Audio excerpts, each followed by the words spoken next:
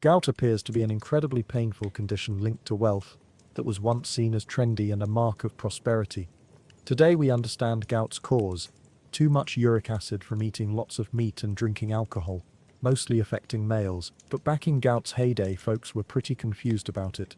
Today we're exploring the wealthy person's sickness, gout. But before we jump in, make sure to subscribe the Boring Eras channel and tell us what you'd like us to cover next. Now grab your pain relievers.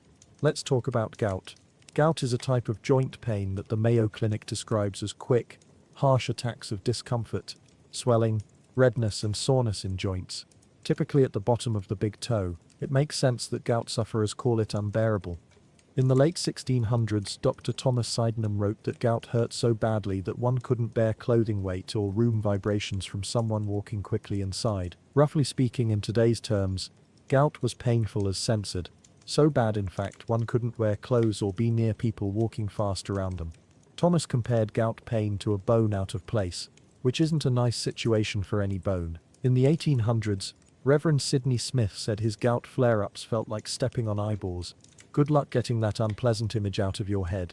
Much like Robin Hood, gout was believed to target the wealthy. From the earliest notes by Hippocrates himself, gout was connected to fancy foods and heavy drinking, a diet only rich people could afford. Because of this, gout gained fame as the wealthy person's sickness, and even became somewhat desirable, as it was obvious though painful and gross proof of wealth. Poor folks couldn't afford the luxury of gout. In a 1900 London Times note, a writer said, "The common cold is well named, but gout seems instantly to raise the patient's social status," meaning gout patients were the original trendsetters of their day. Meatfoot, that gout life. Medical treatments for gout ranged widely in how much sense they made. From needles in ancient China to eating autumn flowers in the Byzantine Empire, it seemed like random attempts hoping something worked. But the weirdest cure came from a 1518 medical book with a scary recipe for better health. Eat a soft little kitten. Dr. Lorenz Fries described this serious gout treatment as cook a fat, old goose and fill with chopped kittens, fat, incense, wax and rye flour. Wait, there's more. After eating this kitten-filled goose, take the juices from this strange meat dish and put on those sore gouty joints, like you would with pain cream. And just to be clear to everyone, this mixture did not cure gout. The closest to working were the Byzantines, since today colchicine treats gout which comes from autumn flowers and not from cute pets. You know what they say about foot size? Well, from the 1500s to 1700s they took that very seriously. Many during this time thought gout was like natural Viagra because nobody truly understood what women wanted. In 1588, writer Michel de Montaigne claimed, "When a man's leg was weak, his private parts were fuller, better fed, and more powerful." Gross and incorrect. Gout of the privates isn't real, so don't add that to your dating profile. In 1693, a Dutch writer with a very loose grasp of human anatomy said, "Gout was great because it let men rest their reproductive organs due to the whole too much pain to walk so I must lie down aspect of having gout." He said, when a gout patient must lie on his back, anyone familiar with sperm pathways tracing to the kidneys can easily understand that the lower back and kidneys are hot and inflamed. If your kidneys ever feel hot and inflamed, please visit a doctor right away, regardless of how excited you might also feel. The oldest description of gout goes back to 400 BCE by Hippocrates himself. He thought gout happened when mucus settled in joints and said this nasty condition couldn't be cured. Hippocrates wrote, "People with gout who are old have bumps in their joints, who had rough lives, and whose bowels don't work well are beyond medicine's ability to cure." Hippocrates gave the disease silly nicknames, calling gout the unwalkable disease and arthritis of the wealthy, as he also noticed the link between fancy food with wine and getting fat. Meat foot disease. For centuries the most obvious and widely known trait of gout was its love for feet. Ancient Greeks called gout podagré or foot grabber, since the problem's favorite spot to settle was the big toe of the poor or usually not so poor gout victims. In the 1600s our friend Thomas Sydenham noticed this too, describing a gout attack, waking a patient with pain that usually grabs the big toe but sometimes the heel, calf or ankle. Today doctors explain gout's foot obsession happens because the body's ends aren't as warm as other parts. The big toe especially collects urate crystals, gout's power source and favorite food because we use it most often. The Boston Tea Party, a big step toward American independence and the most tea spilled before Twitter, might not have happened without gout. William Pitt the Elder, Britain's top politician, had a gout attack during the Stamp Act debate in 1764. When he recovered, Pitt pushed to cancel the act, saying, "Americans are England's sons, not bastards. As subjects they deserve fair representation and can't be forced to pay taxes without agreeing." Another gout attack made Pitt miss another meeting, where members agreed to put a high tax on tea sent to American colonies, which led to people dumping tea into a harbor from a ship to show those English what they thought of their higher taxed tea. If only Pitt had been there to make his case, the Boston Tea Party might never have happened.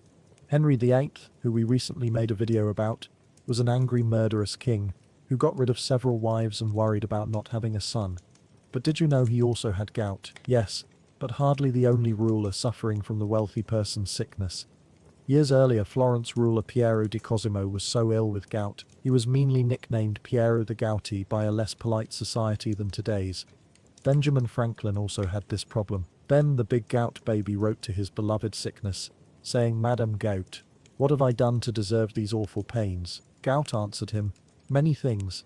You've eaten and drunk too freely and let those legs of yours be too lazy." Pretty cool to write made-up conversations with your painful chronic condition.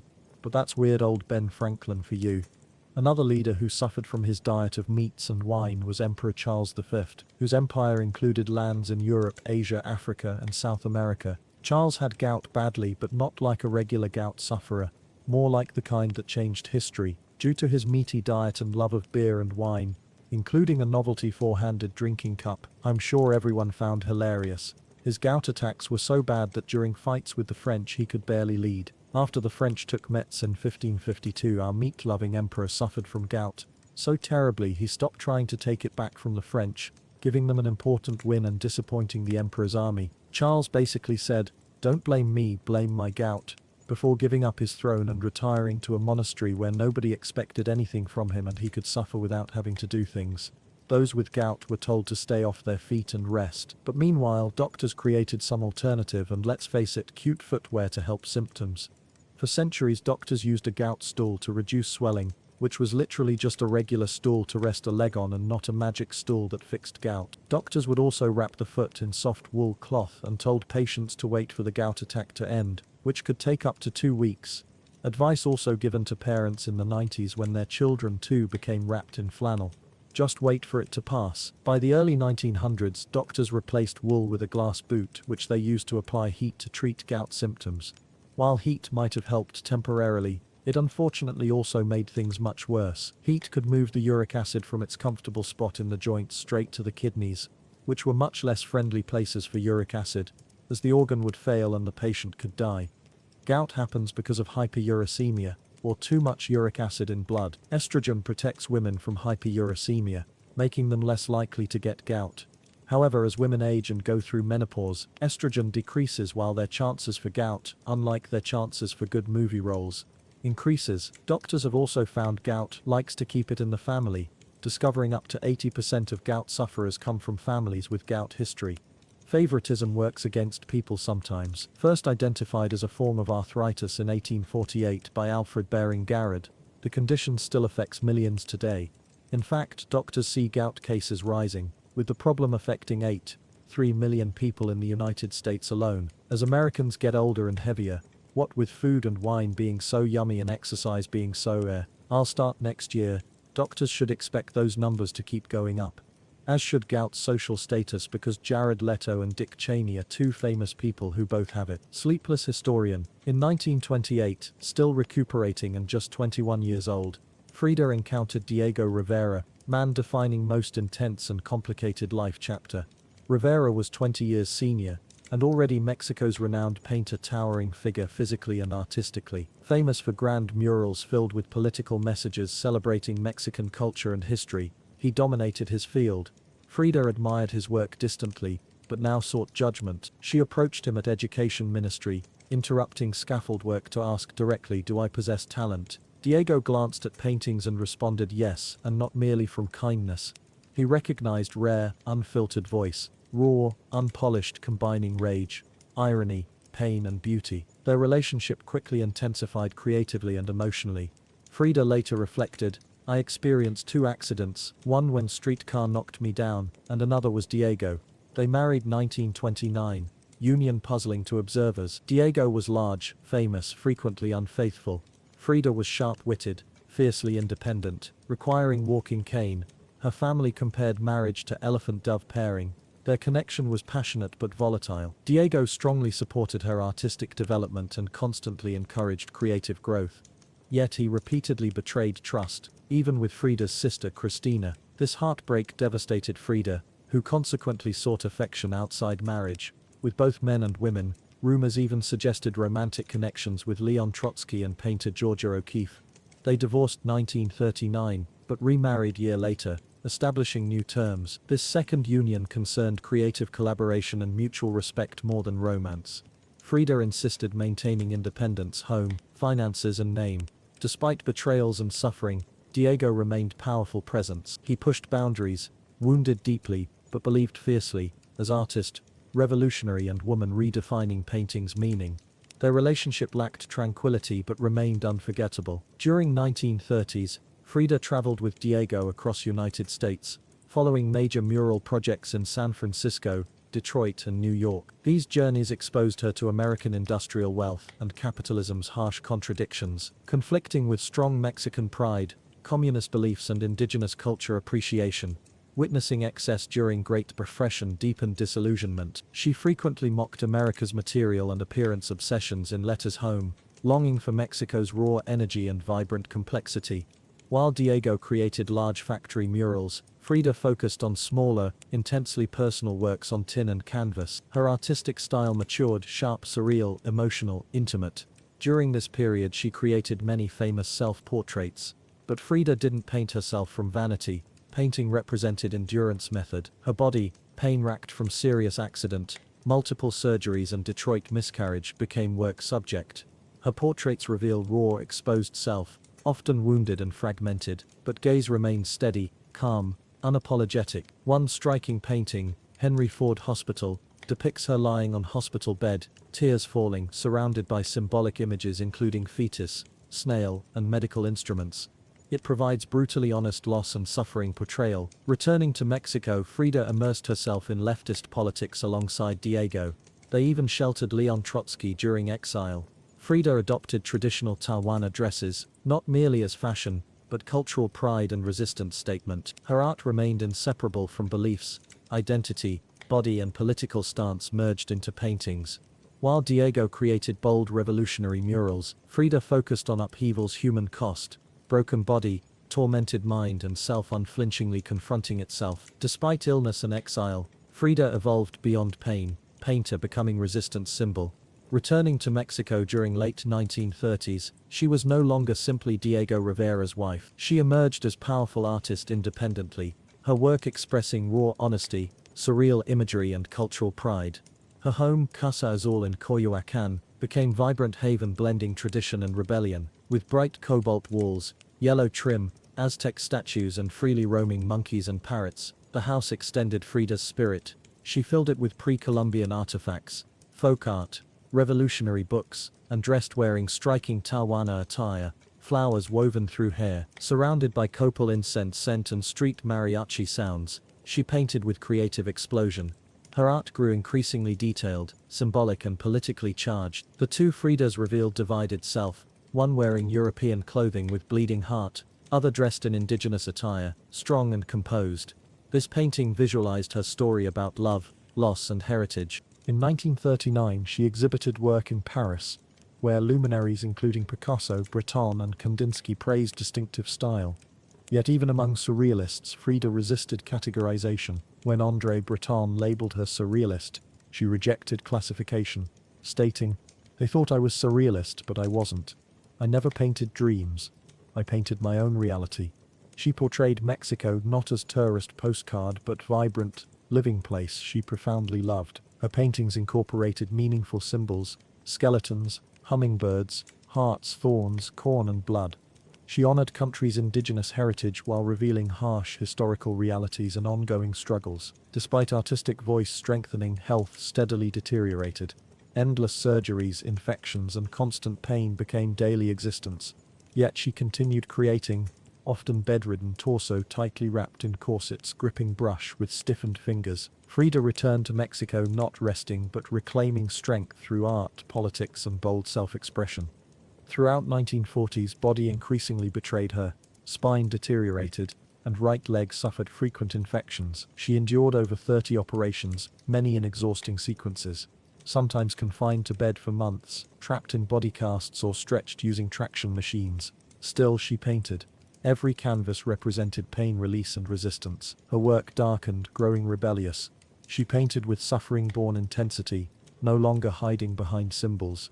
In the broken column she divided herself vertically, nails penetrating body with cracked ionic column representing spine. Yet expression remained steady, eyes courageous. Pain was no longer merely suffering, it became constant companion, enemy, and inspiration. Her political voice strengthened too. She joined Mexican Communist Party, participated demonstrations, wrote passionate letters, and denounced imperialism and injustice. When walking became impossible, she attended protests in wheelchair, defiantly holding signs and shouting slogans. In 1953, Frida finally received first solo Mexican exhibition, long-awaited honor. Her health was so fragile, doctors advised against attendance. But Frida acted characteristically, arriving by ambulance, carried on stretcher, placed within gallery center on hospital bed, wearing traditional clothing and surrounded by paintings. She welcomed visitors with tequila, laughter and fierce eye flame. Her final paintings were simultaneously innocent and haunting. In Marxism Will Give Health to the Sick, she portrayed herself wearing steel corset held by Marx's hands, casting off oppression symbols. Her final known work showed sliced watermelons, one inscribed, "Viva la vida, long live life." Even facing death she remained defiant, joyful, and political. Frida's final self-portraits weren't merely images, they represented rebellion acts, painted through pain but signed with life. Many critics described her as power-hungry, sometimes comparing her to conqueror, but for Catherine, expanding realm wasn't merely ambition, it felt predestined. She believed true leadership wasn't judged solely by ideas but by territory size and strength. Her goal wasn't simply governing Russia, she wanted transforming it into refined empire, inspiring enemy fear, earning ally respect and owing loyalty exclusively to her. Despite intelligence and authority, Catherine the Great became equally renowned for palace private affairs, and no, these weren't merely quiet scholarly discussions. Her personal life quickly became most discussed aspects of her reign. She maintained more than few companions. She kept carefully selected group, many significantly younger, often charming, sometimes politically influential. She never concealed them, frequently rewarding loyalty with noble titles, property and generous pensions. Those displeasing her were quietly dismissed, sometimes with courteous farewell and even promotions elsewhere. One significant companion was Gregory Potemkin, equally daring and intelligent. Their relationship combined romance, politics and cooperation. Some scholars believe they secretly married. Together they directed military campaigns, colonization efforts and reshaped southern Russia. Potemkin transcended mere companion, he was almost co-ruler. Yet Europe couldn't overlook scandal. Rumors circulated widely. Satirical cartoons and pamphlets portrayed her as lustful, insatiable and unstable. After her death, gossip grew increasingly malicious, including outrageous and false horse story, spread by enemies tarnishing reputation.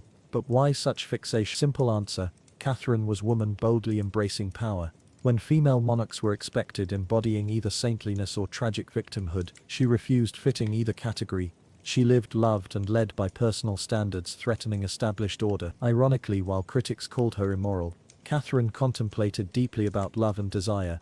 She viewed pleasure as natural living aspect and believed personal affairs needn't interfere with leadership. She successfully separated emotions from politics, skill many male rulers lacked.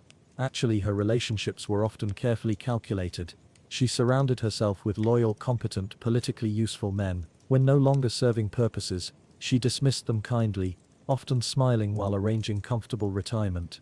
Far from weakening reign, her romantic life represented calculated power strategy, combining passion and politics, making her memorable, envied, and feared. Yet despite charm and control, dangers emerged during her rule.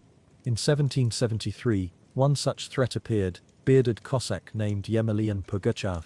He wasn't ordinary rebel. Pugachev claimed being Peter III, Catherine's deceased husband. According to him, he survived coup and returned reclaiming throne from foreign usurper.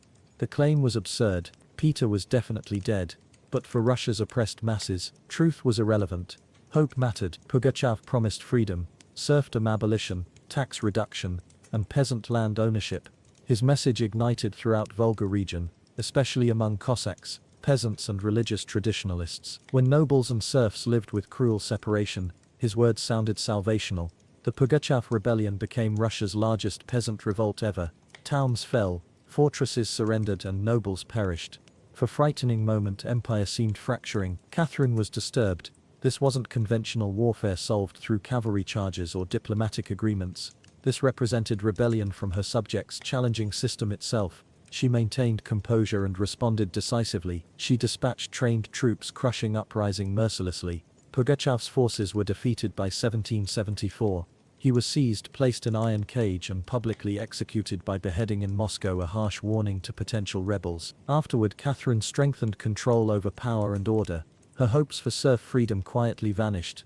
The uprising revealed harsh truth. Enlightenment theories had limits in areas still bound by ancient feudal systems. She aligned more firmly with nobility, who promised loyalty for complete serf control. This marked important shift. The empress, once admiring Voltaire, now prioritized stability above all else. Reform slowed and government monitoring increased. Even slightest rebellion hints were crushed before spreading. One wrong step on slick stone and you'd nosedive into human waste. And the worst part, you haven't even brushed your teeth yet. But we'll cover that later. For now, congratulations, you've endured medieval sanitation. Time to eat, right? Don't get excited. This is the Middle Ages. Warm, satisfying meals are made up.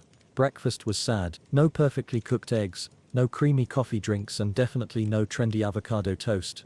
Instead, you'd sit beside a smoky hearth and eat from a bowl of grayish mush. That's your daily portion of pottage. A thick mixture made from leftovers, grains, root vegetables, and if lucky, perhaps a bean or two. It never got completely emptied, just continuously topped up. Imagine a never-ending stew of whatever was available. Accompanying it, a piece of bread so hard it could serve as a weapon. Made from barley or rye, sometimes mixed with odd fillers like acorns or sawdust. Don't even think about slicing it, you basically had to wrestle it into submission.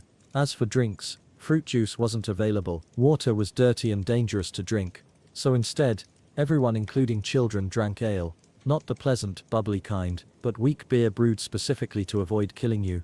It was the safer option, though nobody actually enjoyed it. Want some cheese or meat? Keep dreaming. Those were saved for special occasions if you were fortunate. Most people saw meat perhaps a few times yearly. Fresh produce only appeared when it happened to grow nearby, and most became wine or vinegar.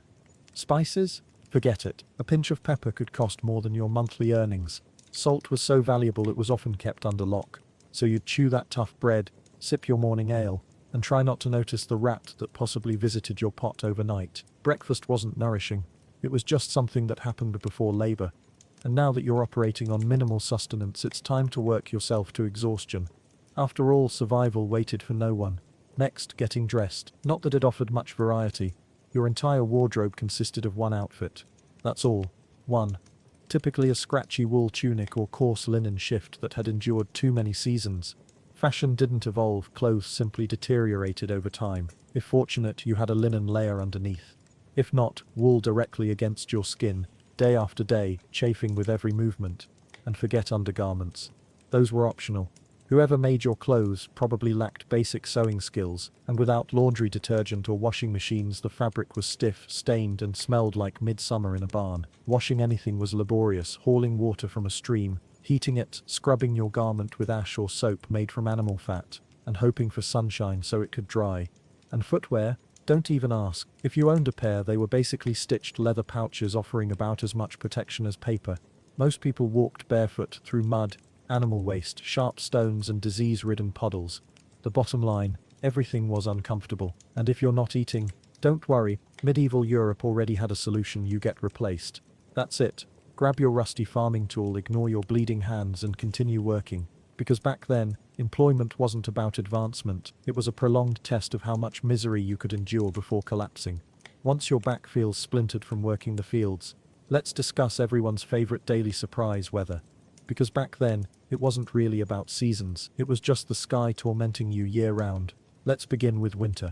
No cozy rooms, no heating systems, no weather stripping on doors. You inhabited a shack with wooden planks featuring enough gaps to play peekaboo with the outdoors. No glass in windows either, just fabric fluttering in the wind. The fire crackling in the corner sounds pleasant, but you're out of firewood and cutting trees is a luxury, sometimes even illegal. Yes, imprisonment or worse for collecting branches, so you bundle in your damp wool shirt, huddle by the dying embers and still wake with frost on your eyelashes. Your toes feel like cold stones, your fingers won't bend and your skin might crack.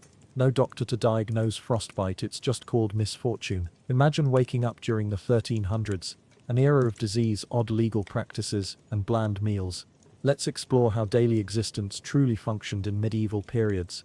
Forget stories about valiant knights, because surviving even one day back then, almost impossible. But before diving into the harsh realities, consider hitting that thumbs up and following if this grabs your attention. Also leave a note sharing your location and current time. It's amazing seeing our global audience. Now, dim your screen, perhaps add some background sounds, and prepare to enter a completely different kind of nighttime tale. Congratulations, you've just awakened in the year 1325. The positive news, you're breathing. The negative news, so are the creatures living on your body. Your sleeping surface is simply a compressed bag of stale straw, partially rotted, crawling with bugs, and smelling like farm materials, because it actually was farm material. Memory foam, completely unknown. Your cover is one rough wool blanket, untouched by washing for nearly a year, now heavy enough to qualify as animal. A distant sound wakes you, that's the church bell, the medieval version of your alarm clock, but more important and without a snooze button. Your dwelling, evil single-room wooden structure without glass windows, wall insulation or privacy, shared with your parents, siblings, neighbors, chickens and countless insects. And the odor, imagine stale beer, musty perspiration, barn animals, and slight dampness you try to ignore. No air fresheners, no scented candles, just natural smell. As you attempt to stretch, the chill hits your skin and your joints make loud noises. You're only 22, practically elderly in those days. Your spine cracks like old timber and your knees sound like small pebbles moving. Rising requires full body effort. The floor below, either wet from rain seeping through your damaged roof or hardened with strange remnants from someone's wandering chicken. Barefoot always. Personal space, non-existent. Your awakening pressed between relatives and at least one unwanted guest who never departed. Privacy screens. What privacy screens? Life is a group activity from the moment your eyes open. Welcome to morning in medieval Europe, where being alone is impossible, mainly due to lice, rodents, and 9 family members breathing toward you. And this is just the beginning of your day. Somehow you've managed to get out of bed. Well done. But now your body demands relief. Loudly. And here's where you'll start wishing for contemporary plumbing. No white porcelain, no water flush, no toilet tissue and certainly no air freshener. In 1325, using the toilet was more challenge than convenience. For common people, the facilities likely consisted of an old wooden bucket out back, which unfortunately is already full because neighbor Stanley had questionable vegetable stew. The smell, apocalyptic level. You hold your nose, do your business and then surprise, you throw it onto the street. Yes, the actual street. There's even a warning shout, something like Gardilou, which is medieval speak for look out. Not that anyone ever moves aside quickly enough. The streets aren't properly paved. They're open sewers filled with human waste, animal droppings and mysterious puddles you'll definitely want to avoid. And if by some fortune you live somewhere with public toilets, congratulations, you now get to sit on a plank beside a stranger in a shed where personal boundaries are meaningless and the smell is overwhelming. You can try conversing but perhaps avoid deep breaths. Toilet paper, that luxury wasn't invented. People cleaned themselves with whatever was available: dry grass, cloth scraps, handfuls of leaves, moss, or if really treating themselves, a bit of wool. Often they used absolutely nothing. No wonder handshakes weren't exactly popular then. Living in a castle didn't necessarily improve bathroom conditions either. Instead of an outhouse you might have a garderobe, basically a hole in the wall emptying directly into the moat below. Sounds clever until you realize that attackers could and sometimes did climb in through that very opening. Yes, enemies literally climbed through the waste hole. So whether tending fields or living in a manor, bathroom visits were less about relief and more about endurance. It was cold, dirty and far from private. On July 13, 1954, at age 47, Frida died in her birthplace Blue House in Coyoacán. Official cause listed as lung blood clot, but close friends mentioned something deep. She had been ill, certainly, but also exhausted by pain, surgeries and lengthy struggle with her body. Just days before, she had joined political demonstration against CIA Guatemala coup. Weak and wheelchair-bound, she insisted on participating, fist raised proudly. Revolution became her final breath. Her last diary words were brief yet deeply touching. May departure be joyful, she wrote, and never permit return. Frida's farewell ceremony happened inside Mexico's artistic treasure Palacio de Bellas Artes. Covered with Mexican Communist Party's red flag, her body was surrounded by loved ones, artists, family, friends and fellow revolutionaries. Diego Rivera was devastated. He described her as life's deepest love despite affairs nearly destroying her. Yet, later events proved remarkable. Frida Kahlo refused historical obscurity. At first, only art enthusiasts mentioned her name with quiet respect. Critics struggled, categorizing her too extreme for dream art, too abstract for traditional styles. But gradually, her presence expanded. Through 1970s and 1980s, as women's rights advocates found long-hidden voices, Frida's rose powerfully. She became more than mere artist, becoming symbol. Survivor transforming pain into beauty. Rebel painting through resistance. Proudly Mexican person never apologizing for heritage. Inspiration for queer community, disabled individuals, outsiders everywhere. Her distinctive appearance, joined eyebrows, direct gaze, flower-topped head became iconic. Her house became museum. Her personal journals became treasured objects. Today her artwork hangs in globally respected galleries. Frida spent much lifetime overshadowed by Diego. But after death she took main stage. Her impact extends beyond mere art, it provides reflection. One challenging viewers not with sympathy but courage. Now her image appears everywhere, on clothing, walls, small figurines, internet memes and posters. People recognize flowers, gaze, eyebrows, but deeper meaning truly matters. Frida never sought perfection. She ignored expectations. She disregarded conventions. In perfection-obsessed world she offered something authentic, something human. She embraced uniqueness, damaged body, fluid identity, political passion, transforming them into enduring masterpieces crossing boundaries. She became legendary, not merely for painting, but living by personal terms. For LGBTQ+ community she stands as groundbreaking bisexual icon refusing concealment. For women she shows fierce reminder that approval isn't necessary for strength. For disabled creators she proves art emerging from suffering. For her nation, she represents national treasure, bold, traditional, always burning. Her images, once dismissed as too unusual or emotional, now receive masterpiece recognition. Paintings including the two Fridas, self-portrait with thorn necklace and hummingbird, and the broken column don't merely hang, they speak with anyone experiencing pain needing meaningful transformation. She lived at society's edge and changed that margin into spotlight. She contained contradiction, communist wearing gold, betrayed heart, still loving, broken body housing unbreakable spirit. And she never stopped painting, not merely with brushes but with boldness. Frida Kahlo never intended becoming symbol. She simply showed truth, and consequently gave voice to countless others previously unseen artistically. So today, seeing her image, we look beyond famous face. We recognize courage. We see beauty. We witness defiance. Frida hasn't vanished. She's eternal. One wrong step on wet stone and you'd faceplant into human waste. And the worst part, you haven't even cleaned your teeth yet. But we'll address that later. For now, congratulations, you've survived medieval sanitation. Time to eat, right? Don't get excited. This is the Middle Ages. Warm, satisfying meals are fictional. Breakfast was depressing. No perfectly cooked eggs, no creamy coffee drinks, and definitely no trendy avocado toast. Instead, you'd sit beside a smoky fire and eat from a bowl of grayish mush. That's your daily portion of pottage, a thick mixture made from leftovers, grains, root vegetables, and if lucky, perhaps a bean or two. It never got completely emptied, just continuously refilled. Imagine a never-ending stew of whatever was available. Accompanying a piece of bread so hard it could function as a weapon. Made from barley or rye, sometimes mixed with strange fillers like acorns or sawdust. Don't even think about slicing it, you basically had to wrestle it into submission. As for drinks, fruit juice wasn't available. Water was dirty and dangerous to drink. So instead, everyone, including children, drank ale. Not the pleasant, bubbly kind, but weak beer brewed specifically to avoid killing you. It was the safer option, though nobody actually enjoyed it. Want some cheese or meat? Keep dreaming. Those were saved for special occasions if you were fortunate. Most people saw meat perhaps a few times yearly. Fresh produce only appeared when it happened to grow nearby. And most became wine or vinegar. Spices, forget it. A pinch of pepper could cost more than your monthly earnings. Salt was so valuable it was often kept locked up. So you'd chew that tough bread, sip your morning ale, and try not to notice the rat that possibly visited your pot overnight. Breakfast wasn't nourishing, it was just something that happened before work. And now that you're operating on minimal nutrition, it's time to work yourself to exhaustion. After all, survival waited for no one.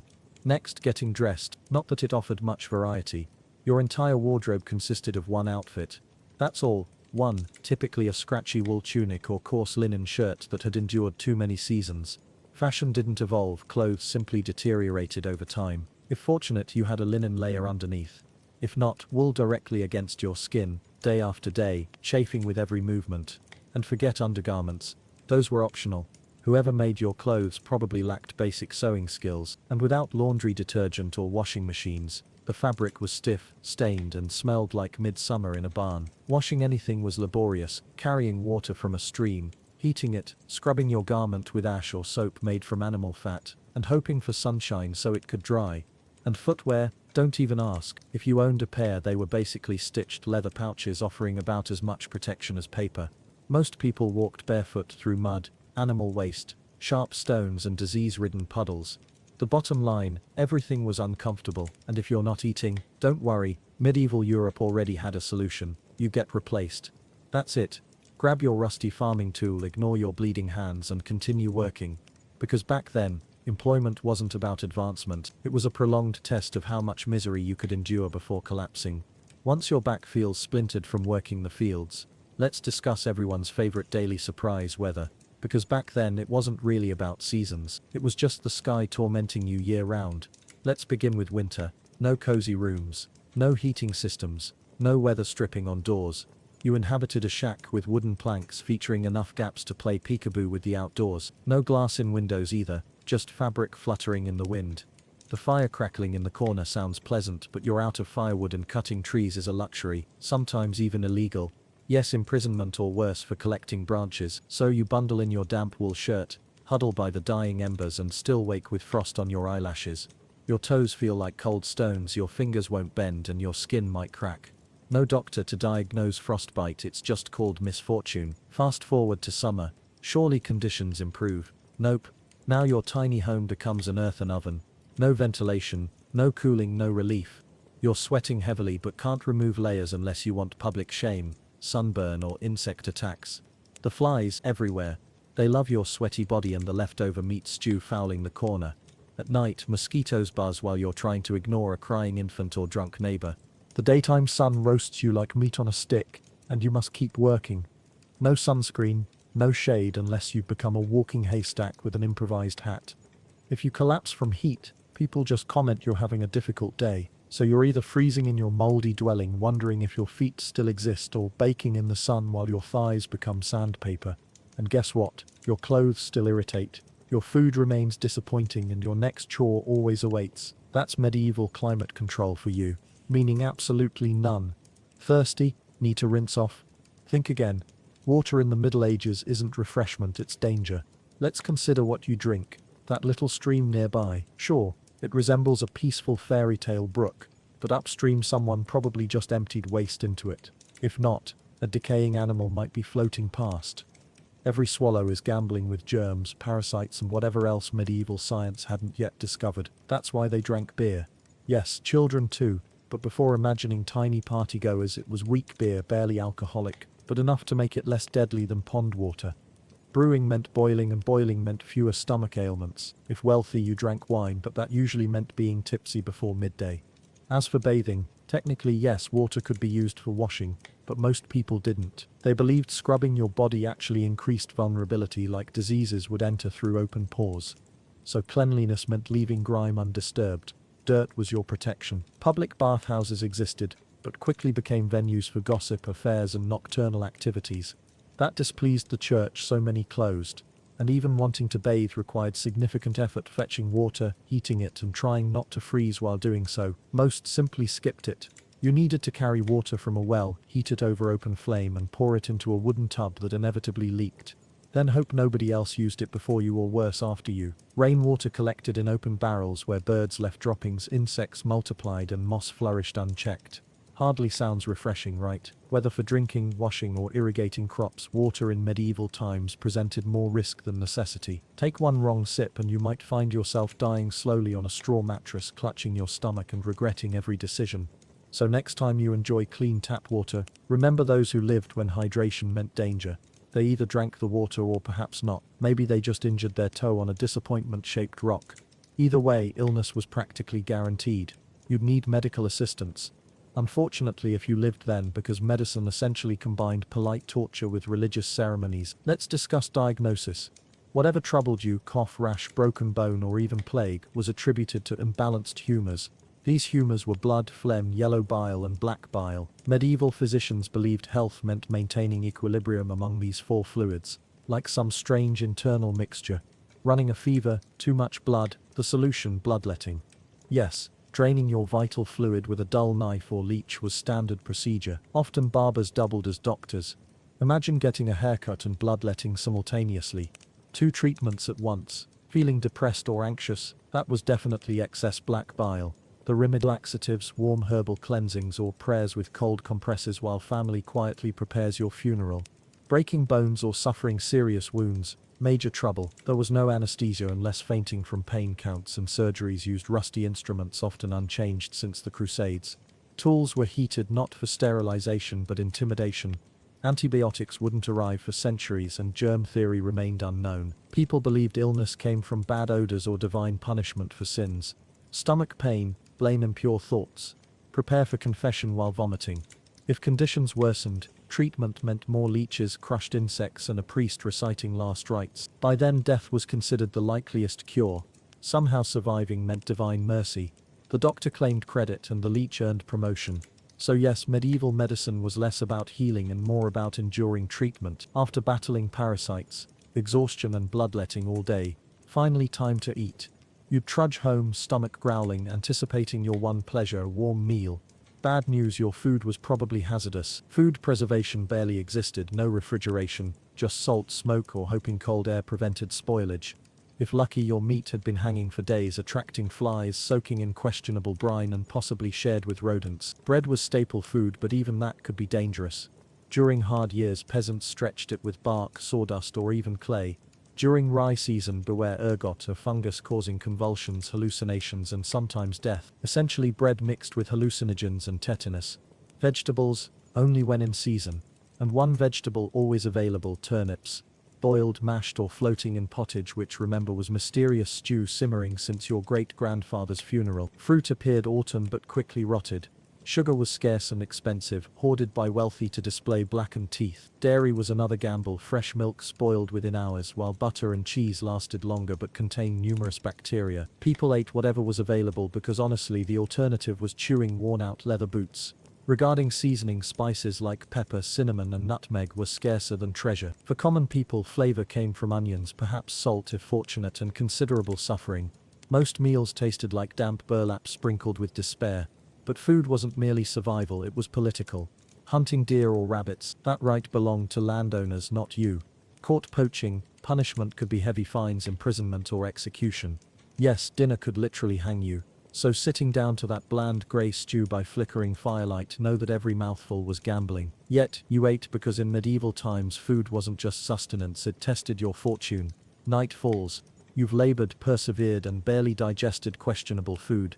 You might think it's relaxation time, but wait, God's watching. So is the priest and Agnes next door, who readily report if you skip worship. Religion wasn't part of medieval life, it was life itself. The church controlled everything: your schedule, laws, education, literacy, birth, marriage, death, everything. Consider the church your spiritual landlord, always collecting overdue rent. Each day followed prayer bells, morning, noon, night, not because people forgot, but because missing prayers was sinful. Forget to bow, sin. Eat meat Friday, sin. Fantasize about neighbor's spouse, double sin. And hell, terrifyingly real.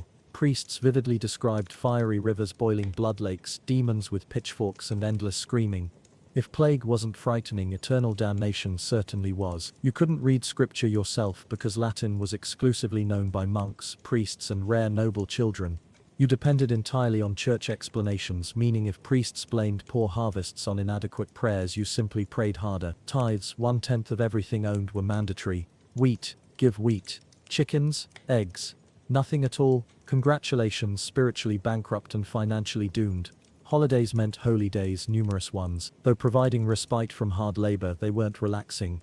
Instead, attending mass, fasting, confessing sins and remembering happiness remained unaffordable luxury. Questioning church authority was dangerous. Heretics burned, witches drowned, blasphemers flogged, and skeptics promptly corrected. So remain silent, follow rituals, bow, pray, and hope eventual paradise if deemed worthy. Because in medieval times God might show mercy, but the church remained harsh. If medieval peasant life seemed difficult, try existing as a woman. All the filth, hunger, and fear accompanied childbirth, obedience, and social invisibility. Being female meant playing life's hardest difficulty setting without healing potions or check. From birth, girls' fates were predetermined: marry young, bear children, serve husbands, die exhausted. Education was uncommon unless noble enough for convents. Otherwise, learning stopped at butter churning and basic sewing. Marriage came early, extremely early. Being promised at 12 and pregnant by 14 was normal. Love? Irrelevant. Arrangements concerned land, livestock, and political agreements. Your opinion? Never sought. Once married, you belonged to your husband. Your purpose was producing heirs, feeding household, managing home, and remaining silent. Complaining wasn't optional, potentially labeled nagging, or worse, witchcraft. That meant quick drowning or burning depending on local customs. Childbirth essentially gambled with death. No prenatal care, clean instruments, or pain management. Midwives did their best, but even minor complications often ended tragically for mother, baby, or both. Some women survived 10 pregnancies, many didn't survive initial childbirth. And delivering babies didn't provide relief, now caring for crying newborns in filthy dwellings while cooking, cleaning, nursing, and working fields. No breaks available, everyone relied on you. Unmarried women faced suspicion. Widows remained vulnerable. Outspoken women seemed dangerous. Women challenging norms risked witch accusations, especially if knowledgeable about herbs, strong-willed, or merely glaring on rainy days. Even within church, women held minimal authority. Nuns followed strict regulations, speaking only with permission. Restricted movement, always subordinate to men spiritually. Essentially, medieval womanhood meant enduring hardship, following orders, bearing children, suffering silently, maintaining pleasant appearances. Because even during painful times, women were expected to show grace. So far, you've confronted filth, hunger, injustice, and possibly goats. But when things seemed worst, violence arrives. Loud, brutal, commonly accepted back then. Medieval times weren't peaceful. Law enforcement mainly meant hoping local lords were feeling generous. Violence permeated homes, streets, battlefields, church disputes, even communal bread lines. Crime flourished, punishment was severe, and justice was more theatrical than fair. Steal bread, possibly lose hands. Tell lies, tongue might be pierced. Gossip excessively, perhaps wear scold's bridal metal mask, strapped to head with mouth bar enforcing silence.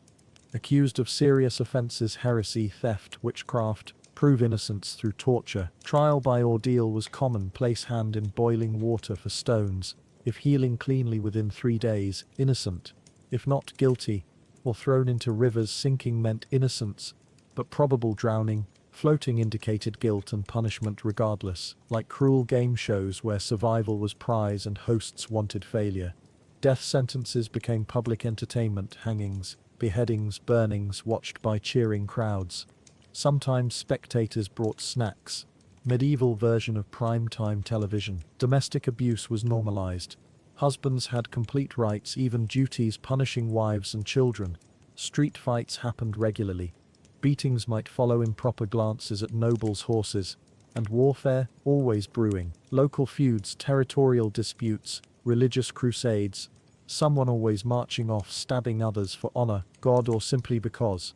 Violence wasn't medieval society's failure. It was the society itself. Everyone recognized life's fragility, justice's randomness, and neighbors' potential for skull-crushing over pigs. So remain inconspicuous. Tread carefully, never trust anyone carrying clubs. Having survived parasites, bloodletting, endless chores, and public punishment threats, final chapter awaits: premature, unglamorous death.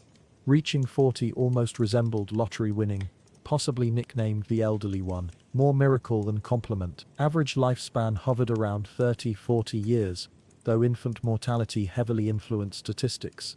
Nearly half of children died before age 5. Illness, starvation, or harsh winters ended them.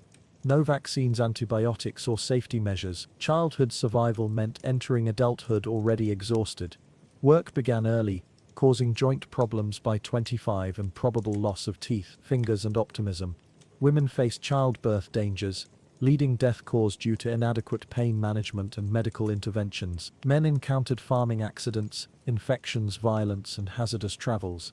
Death came swiftly through plagues or gradually through famines. Even misfortune like spoiled food proved fatal. Funerals were hasty and unceremonious to prevent disease spread. Medieval existence was brutal, brief, and constantly threatened.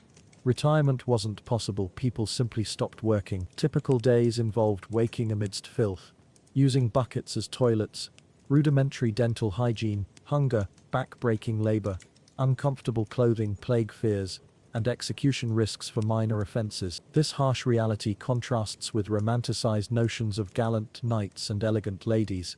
The medieval world was harsh, cruel, and unjust, with minimal social mobility. While wealthy had better survival chances, they still faced disease and violence. Even nobles in drafty, parasite-infested castles weren't immune to misery. Life was relentless, with everything requiring more time and causing more pain. Survival, not leisure, remained primary focus. Even reflective moments provided little improvement opportunity due to lacking modern advancements. People lived and died within narrow radii of birthplaces, yet despite hardships they found reasons for laughter, songs, stories, love, and meaning, demonstrating human resilience even during darkest periods. Today, with clean bedding, indoor plumbing, antibiotics, and central heating, appreciate modern comforts and acknowledge ancestors who overcame rodents, starvation, and feudalism. Tithes, 1/10 of everything owned, were mandatory. Wheat, give wheat. Chickens, eggs, nothing at all. Congratulations, spiritually bankrupt and financially doomed. Holidays meant holy days, numerous ones. Though providing respite from hard labor, they weren't relaxing. Instead, attending mass, fasting, confessing sins, and remembering happiness remained unaffordable luxury. Questioning church authority was dangerous. Heretics burned, witches drowned, blasphemers flogged, and skeptics promptly corrected. So remain silent. Follow rituals, bow, pray, and hope eventual paradise if deemed worthy. Because in medieval times God might show mercy, but the church remained harsh. If medieval peasant life seemed difficult, try existing as a woman. All the filth, hunger, and fear accompanied childbirth, obedience, and social invisibility. Being female meant playing life's hardest difficulty setting, without healing potions or checkpoints. From birth, girls' fates were predetermined. Marry young, bear children, serve husbands, die exhausted. Education was uncommon unless noble enough for convents. Otherwise, learning stopped at butter churning and basic sewing.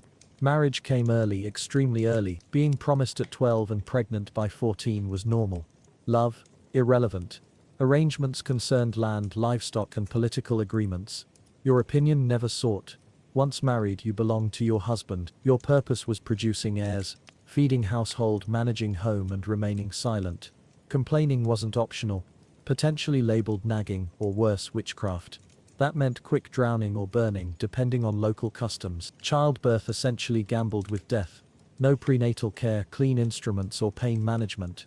Midwives did their best, but even minor complications often ended tragically for mother, baby, or both. Some women survived 10 pregnancies. Many didn't survive initial childbirth. And delivering babies didn't provide relief, now caring for crying newborns in filthy dwellings, while cooking, cleaning, nursing, and working fields. No breaks available. Everyone relied on you. Unmarried women faced suspicion. Widows remained vulnerable. Outspoken women seemed dangerous. Women challenging norms risked witch accusations, especially if knowledgeable about herbs, strong-willed, or merely glaring on rainy days. Even within church, women held minimal authority. Nuns followed strict regulations, speaking only with permission. Restricted movement, always subordinate to men spiritually. Essentially, medieval womanhood meant enduring hardship, following orders, bearing children, suffering silently, maintaining pleasant appearances. Because even during painful times, women were expected to show grace. So far you've confronted filth, hunger, injustice, and possibly goats. But when things seemed worst, violence arrives. Loud, brutal, commonly accepted back then. Medieval times weren't peaceful. Law enforcement mainly meant hoping local lords were feeling generous. Violence permeated homes, streets, battlefields, church disputes. even communal breadlines. Crime flourished, punishment was severe, and justice was more theatrical than fair. Steal bread, possibly lose hands. Tell lies, tongue might be pierced.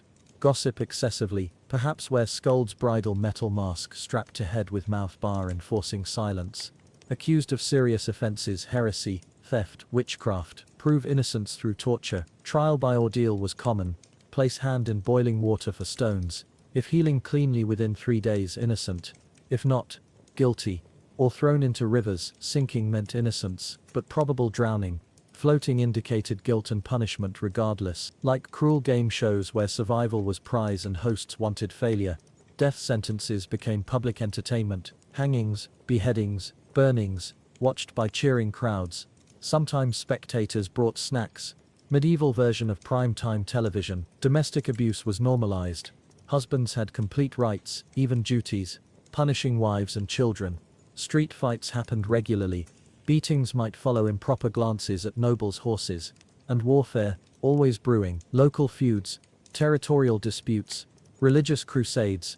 Someone always marching off stabbing others for honor, God, or simply because. Violence wasn't medieval society's failure, it was the society itself. Everyone recognized life's fragility, justice's randomness, and neighbors' potential for skull-crushing over pigs. So remain inconspicuous, tread carefully, never trust anyone carrying clubs. Having survived parasites, bloodletting, endless chores, and public punishment threats, final chapter awaits. Premature, unglamorous death. Reaching 40 almost resembled lottery winning, possibly nicknamed the elderly one. More miracle than compliment. Average lifespan hovered around 30 or 40 years, though infant mortality heavily influenced statistics. Nearly half of children died before age 5. Illness, starvation, or harsh winters ended them. No vaccines, antibiotics, or safety measures. Childhood survival meant entering adulthood already exhausted. Work began early, causing joint problems by 25 and probable loss of teeth, fingers, and optimism. Women faced childbirth dangers, leading death cause due to inadequate pain management and medical interventions. Men encountered farming accidents, infections, violence, and hazardous travels. Death came swiftly through plagues or gradually through famines. Even misfortune like spoiled food proved fatal. Funerals were hasty and unceremonious to prevent disease spread. Medieval existence was brutal, brief, and constantly threatened.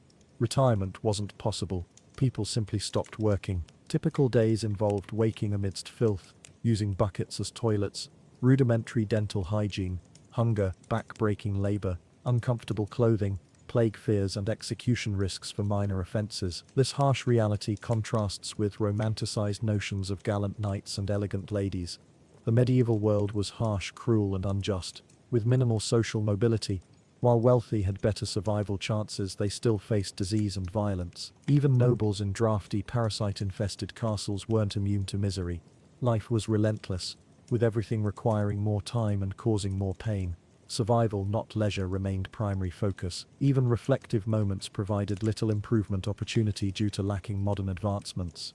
People lived and died within narrow radii of birthplaces, yet despite hardships they found reasons for laughter, songs, stories, love, and meaning, demonstrating human resilience even during darkest periods. Today, with clean bedding, indoor plumbing, antibiotics, and central heating, appreciate modern comforts and acknowledge ancestors who overcame rodents, starvation, and feudalism.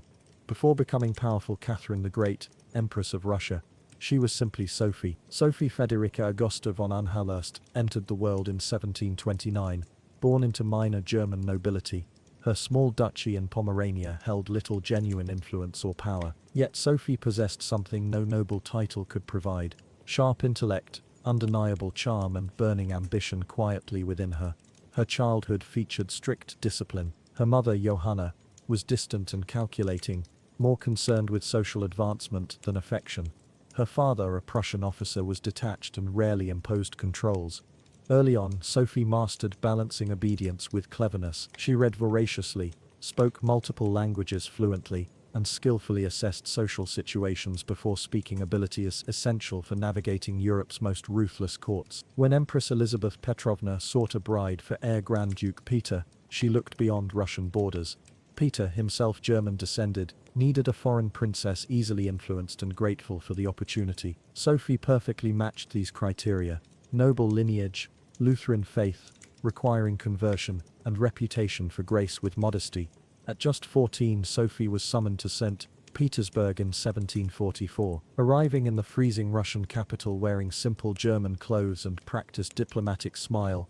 Her ambitious mother pushed her forward like a chess piece.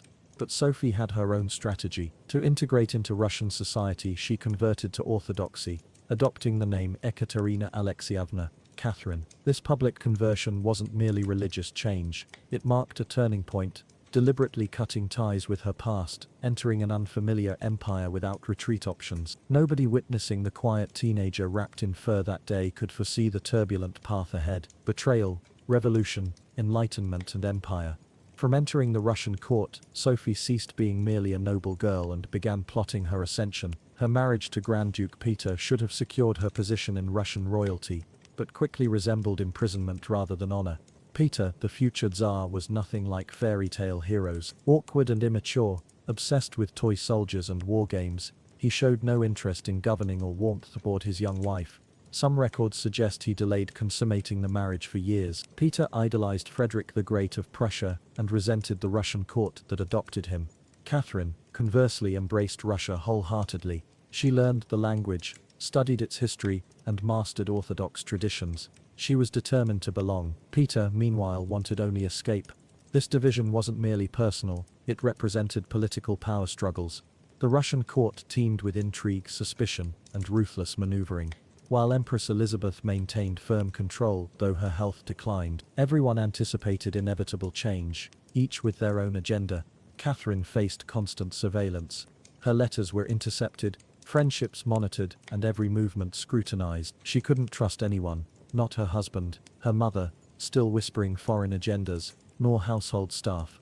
In this environment, loyalties could transform into accusations overnight. But Catherine was perceptive. She mastered subtle court politics, quietly building alliances behind scenes. She gained military leaders' support, befriended scholars, and earned reputation for poise and composure, qualities sharply contrasting with her husband's childish outbursts and blatant disrespect for Russian customs. Privately, she immersed herself in Enlightenment philosophers like Voltaire and Montesquieu. Though many viewed her merely as young consort, she crafted a vision not just for herself but for Russia, a nation rooted in strength, knowledge, and reason. Yet a major obstacle remained. While Peter lived, Catherine remained trapped in powerless marriage to an unfit ruler. She remained patient, observant, and strategic. She understood the throne wouldn't be freely given, it required seizing. Then in 1762, after nearly 20 years of waiting and careful maneuvering, Catherine seized her opportunity with remarkable precision.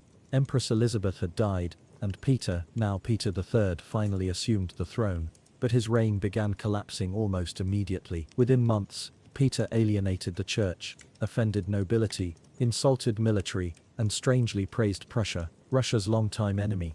He reversed important policies, humiliated clergy, and openly discussed divorcing Catherine for his mistress. The court grew increasingly uncomfortable with his unpredictable behavior. The army, loyal to Catherine, whispered secretly. Even ordinary Russians, proud and devout, viewed Peter as foreign puppet, disrespecting their traditions. Watching this unravel, Catherine acted. In July that same year, while Peter vacationed at his summer residence, she executed a nearly bloodless coup. With key officers' support, including lover Gregory Orlov and his influential brothers, she paraded through St. Petersburg in full regalia, was declared Empress Catherine II, and secured the powerful Imperial Guard's loyalty. Peter, surprised and isolated, surrendered within days. He was arrested and soon died under suspicious circumstances, officially attributed to hemorrhoidal colic. Unofficially, many suspected murder. Catherine became empress not through birthright or marriage, but through sheer determination, intelligence, and boldness. It was unprecedented. A foreign-born woman without legitimate claim had seized Russia's throne without bloodshed. Yet her real challenge was beginning. She needed to transform this daring takeover into lasting rule. Would Russia accept her? Would nobility respect her authority? Could she maintain the empire without suffering her husband's fate? Catherine knew power gained through intrigue remained fragile and easily lost. She needed to lead not merely as conspirator but visionary ruler. Thus began her transformation from cautious plotter into reforming empress. one who would redraw borders, embrace Enlightenment ideals, and redefine female leadership. Once crowned, she could have rested on accomplishments, but she aimed beyond merely holding power. She aspired to reshape Russia, not just militarily or politically, but intellectually. While Peter idolized Frederick the Great and played with soldiers, Catherine admired Voltaire and bold Enlightenment thinkers. She believed in reason, progress, learning, and viewed monarchy as service to people. Even while ruling with absolute power herself, Catherine didn't merely study Enlightenment ideas, she embodied them. For over 15 years, she corresponded with Voltaire, praising him while defending her autocratic rule. She welcomed Diderot to her palace and purchased his entire library to support him financially. Behind scenes, she studied legal works extensively, debated reform ideas, and designed policies aimed at modernizing the empire.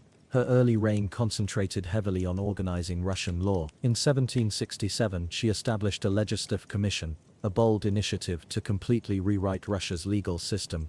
Catherine's instruction, disguised as political statement, advocated legal equality, condemned torture, and emphasized rulers' duty to serve public good. For an 18th-century Russian empress, these represented revolutionary thoughts. Still, Enlightenment ideals competed with Russian reality. A vast feudal, deeply traditional country ruled by nobles preferring serfs firmly controlled. Catherine understood this well. Though promoting reform, she proceeded cautiously. Some brutal punishments ended, secular education expanded, and she established schools and libraries.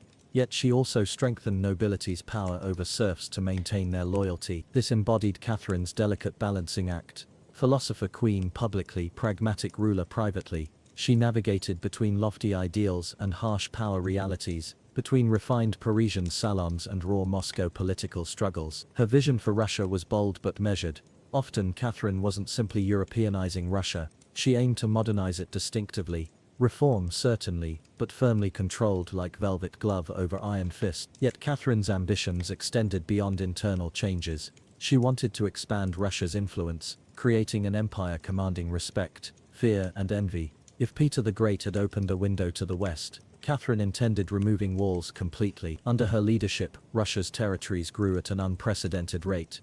Her conflicts weren't simply about defending her position, but reshaping Europe's boundaries. One significant military effort focused on the Ottoman Empire. Throughout the 1760s and 1770s, these campaigns, conducted in phases, went beyond simple land grabbing. They were about influence. Catherine presented herself as defender of Orthodox Christians against Muslim control and Eastern Europe's rightful protector. With commanders like Alexander Suvorov and Grigory Potemkin leading forces, Russia secured crucial regions, including Crimea, northern Black Sea shoreline, and pursued desired warm water ports. Long-standing Russian imperial goal, these victories weren't merely battlefield achievements, they carried deep meaning. Each conquest announced that Russia was no longer Europe's distant, primitive relation but continental force. She also looked westward, through clever discussions and diplomatic methods. Catherine joined in Poland's division, splitting the declining Polish-Lithuanian Commonwealth alongside Austria and Prussia. After the Third Division in 1795, Poland disappeared completely, and Russia gained extensive new territories and millions of subjects. But Catherine's expansion transcended military operations. She colonized with concepts too. New urban centers emerged, trade paths widened, and German farmers were invited to settle and improve Russian lands.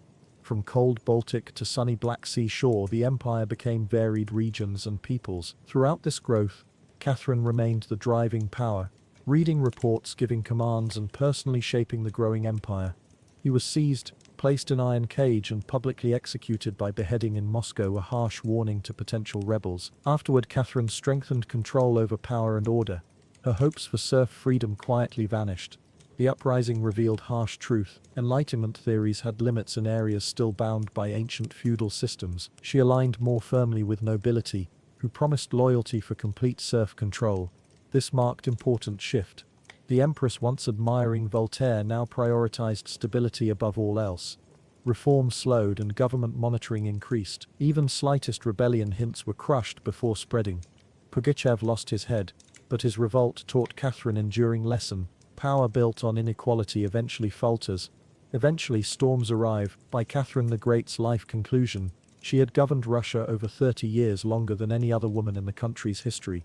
From throne ascension, she defied expectations, transformed her realm, and redefined female leadership possibilities. Under her guidance, Russia developed into genuine European power. The empire expanded by over 200,000 square miles, incorporating Crimea, Polish regions and Black Sea coastal areas. These represented more than military victories. They were strategic acquisitions securing warm water ports and transforming trade routes. But Catherine's influence transcended borders. She created lasting cultural impact too. She established the Hermitage Museum and assembled Europe's finest art collections. She corresponded with leading Enlightenment thinkers. Her court became elegance, culture and intellectual ambition's center. In a country often viewed by Western Europe as backward, Catherine transformed Russia into cultural hub. She reformed education by establishing girls' schools and encouraged publishing. She even introduced smallpox vaccine to Russia and publicly received it, bold action for that era. Nevertheless, her reign contained contradictions. Though admiring Enlightenment philosophies, she never emancipated serfs. Actually, serfdom expanded deeper into Russian territories. Her reforms impressed but remained mostly top-down, aiming to refine the empire's appearance without altering its foundation. Nonetheless, Catherine delivered both ambition and stability. She recognized power wasn't birthright inheritance. It required building, maintaining and fiercely protecting. She ruled not through divine right but using sharp political acumen, determination and careful strategy. People described her variously: manipulative, cruel, reform-minded, seductive but primarily effective. When she died in 1796, Russia was wealthier, larger and stronger than centuries prior. She bequeathed secure throne, expanded empire and enduring legacy. Catherine didn't merely wear crown, she commanded it with intelligence, planning and unshakable historical impact. Consequently, she transcended mere empress status, becoming legendary. Despite her power, conquests and lasting influence, Catherine the Great remained fundamentally a woman navigating a male-dominated world, bending it to her will. Behind official portraits and royal proclamations was someone acutely aware of her precarious position. She wasn't Russian by birth. She gained power through coup. She ruled a nation resistant to female leadership. Yet she not only survived but flourished. Catherine refused figurehead status. She read extensively, wrote frequently and continuously learned. Her days were packed, reviewing reports, corresponding with foreign leaders, examining state documents, and managing a court filled with competing factions. She didn't simply occupy the throne, she operated it like a natural-born leader. Simultaneously, she often experienced isolation. Surrounded by courtiers, companions and artists, she admitted in memoirs how few people earned her trust. Her son Paul, whom she feared and excluded from power, matured into someone she worried might dismantle her achievements. Her closest emotional connection, with Gregory Orlov, gradually evolved into friendship, but his 1791 death caused lasting grief. Catherine masterfully shaped her narrative. She understood image importance better than most contemporary rulers. She presented herself as Russia's mother, enlightened sovereign, warrior, empress and arts patron. But beneath these personas was a woman facing rejection, betrayal, scandal and rebellion, yet persevering. When she passed away in 1796, she left transformed empire and many unanswered questions. Could she have further abolished serfdom? Did political pressures force enlightenment, belief compromises? Was she primarily reformer or ruler? History honors her with titles she never claimed, the Great. Not because she embodied perfection, kindness or justice, but because she captured and maintained power on her terms in era and location where female leadership wasn't expected. She didn't merely wear crown, she redefined earning one. Deep within Chiapas's humid jungles, southern Mexico, ancient Palenque ruins whisper forgotten Maya civilization tales. Massive temples pierce green canopy, their limestone surfaces weathered by centuries, yet retaining mysteries. Then 1994 revealed hidden secret. Mexican archaeologists, led by Fanny Lopez Jimenez, examined Temple 3, modest pyramid beside famous Temple of Inscriptions, powerful King Pakal the Great's resting place. Initially the temple seemed unremarkable until discovering something unusual: sealed chamber underneath, untouched by thieves, perfectly preserved. When researchers entered and descended, they discovered stone sarcophagus resting silently. Air felt thick with ancient presence. Upon lifting lid, brilliant red dust cloud, resembling smoke, emerged. Inside sarcophagus was coated with powdered cinnabar, toxic mercury sulfide used ceremonially by Maya. Within crimson haze lay woman's skeleton, buried with exceptional care and reverence. Fragile bones remained intact, skull adorned with jade mask surrounded by necklaces, diadems and ear ornaments crafted from jade and shell. Everything about burial indicated nobility. Yet, no inscription, no identifying glyphs, represented one of richest female burials ever discovered in Mesoamerica and complete mystery. Why red powder? Who was she, queen, priestess, or perhaps Pakal's spouse? Archaeologists named her Red Queen, title persisting. Even with modern technology, identity remains uncertain, though dated to 7th century during Palenque's golden age. Unlike typical Maya tombs, hers was deliberately concealed, untouched and distinct. This burial transcended ceremony, it was spiritual. This woman wasn't intended for verbal remembrance, but through ritual, color and enigma she left behind. Red Queen's tomb's most striking feature wasn't jade or silence, but red dust. Thick powdered cinnabar layer covered every surface, sarcophagus walls, bones and offerings. It clung, resembling blood, to stone. For Maya this was intentional. Cinnabar, from crushed mercury sulfide, ranked among ancient world's most sacred and dangerous substance. Its vivid color wasn't merely striking, it symbolized blood, rebirth and vital force connecting humans with divine. Red was sacred, sunrise color, sacrifice and life emerging from death. It wasn't simply symbolic but deeply spiritual. Covering deceased with cinnabar represented ritual, transforming bodies, not for permanent preservation, but transitional preparation. In Maya belief, death wasn't conclusion but passage to another cosmic realm. So whoever Red Queen was, she wasn't simply buried, she was prepared for deification. But there's additional significance. Cinnabar is extremely toxic. Extended contact causes mercury poisoning, resulting in tremors, hallucinations, potentially death. Maya probably didn't understand scientific principles but recognized its power. It was volatile, potent, dangerous. Covering bodies with cinnabar made statements. These individuals transcended ordinary status. At Palenque, select few received red powder burial. Pakal, great and powerful king whose pyramid dominates sight, was among them. Like him, her remains were saturated with striking red substance. This alone sparked considerable debate. Was Red Queen his wife, mother or someone with equal divine standing? Her skull rested on jaguar pelt, another sacred symbol. Surrounding her were bone needles, obsidian knives, and tiny jade figurines, suggesting rituals performed during life or honoring death. Every burial detail spoke silently, revealing hidden power. She was prepared for underworld entry, not quietly but ceremonially, bathed in sacrifice's hue. In the mid-19th century, Ireland endured one of its darkest periods, a devastating event now known as the Great Famine. Between 1846 and the early 1850s, this calamity led to the deaths of approximately 1 million people, and forced another million to escape the country. Overall, Ireland saw its population shrink by around a quarter. The crisis began when a crop disease, commonly called potato blight, wiped out the main food source for much of the nation. It often puzzles people why a country surrounded by some of Europe's richest fishing zones couldn't feed its starving population from the sea. You might have come across strange explanations, things like traditional superstitions, dislike of seafood, or a lack of fishing knowledge, but these ideas fall flat when you remember that people on the brink of starvation will usually eat anything available. Let's explore the actual, heartbreaking reasons why the ocean's bounty couldn't rescue Ireland, a tale that's both upsetting and frustrating. To really understand this, we first need to look at what people typically ate before the famine struck. Astonishingly, by 1845, nearly 3 million Irish, roughly 1/3 of the 8 to 9 million total, lived almost entirely off potatoes. This wasn't random. Potatoes could grow in poor soil, yielded high outputs, and were enough to feed whole families. Consumption levels were staggering. Historical records mention adult men eating up to 6 kilos or 12 to 14 pounds of potatoes every single day. So when the blight hit in 1846, returned in 1848, and again partially in 1849, this heavy reliance on a single crop became a recipe for mass suffering. British government actions only intensified the damage, but that's a topic for another discussion if you're interested in a deeper dive into this painful history. Contrary to popular rumours, many Irish coastal communities did have fishing knowledge. These were not ignorant people.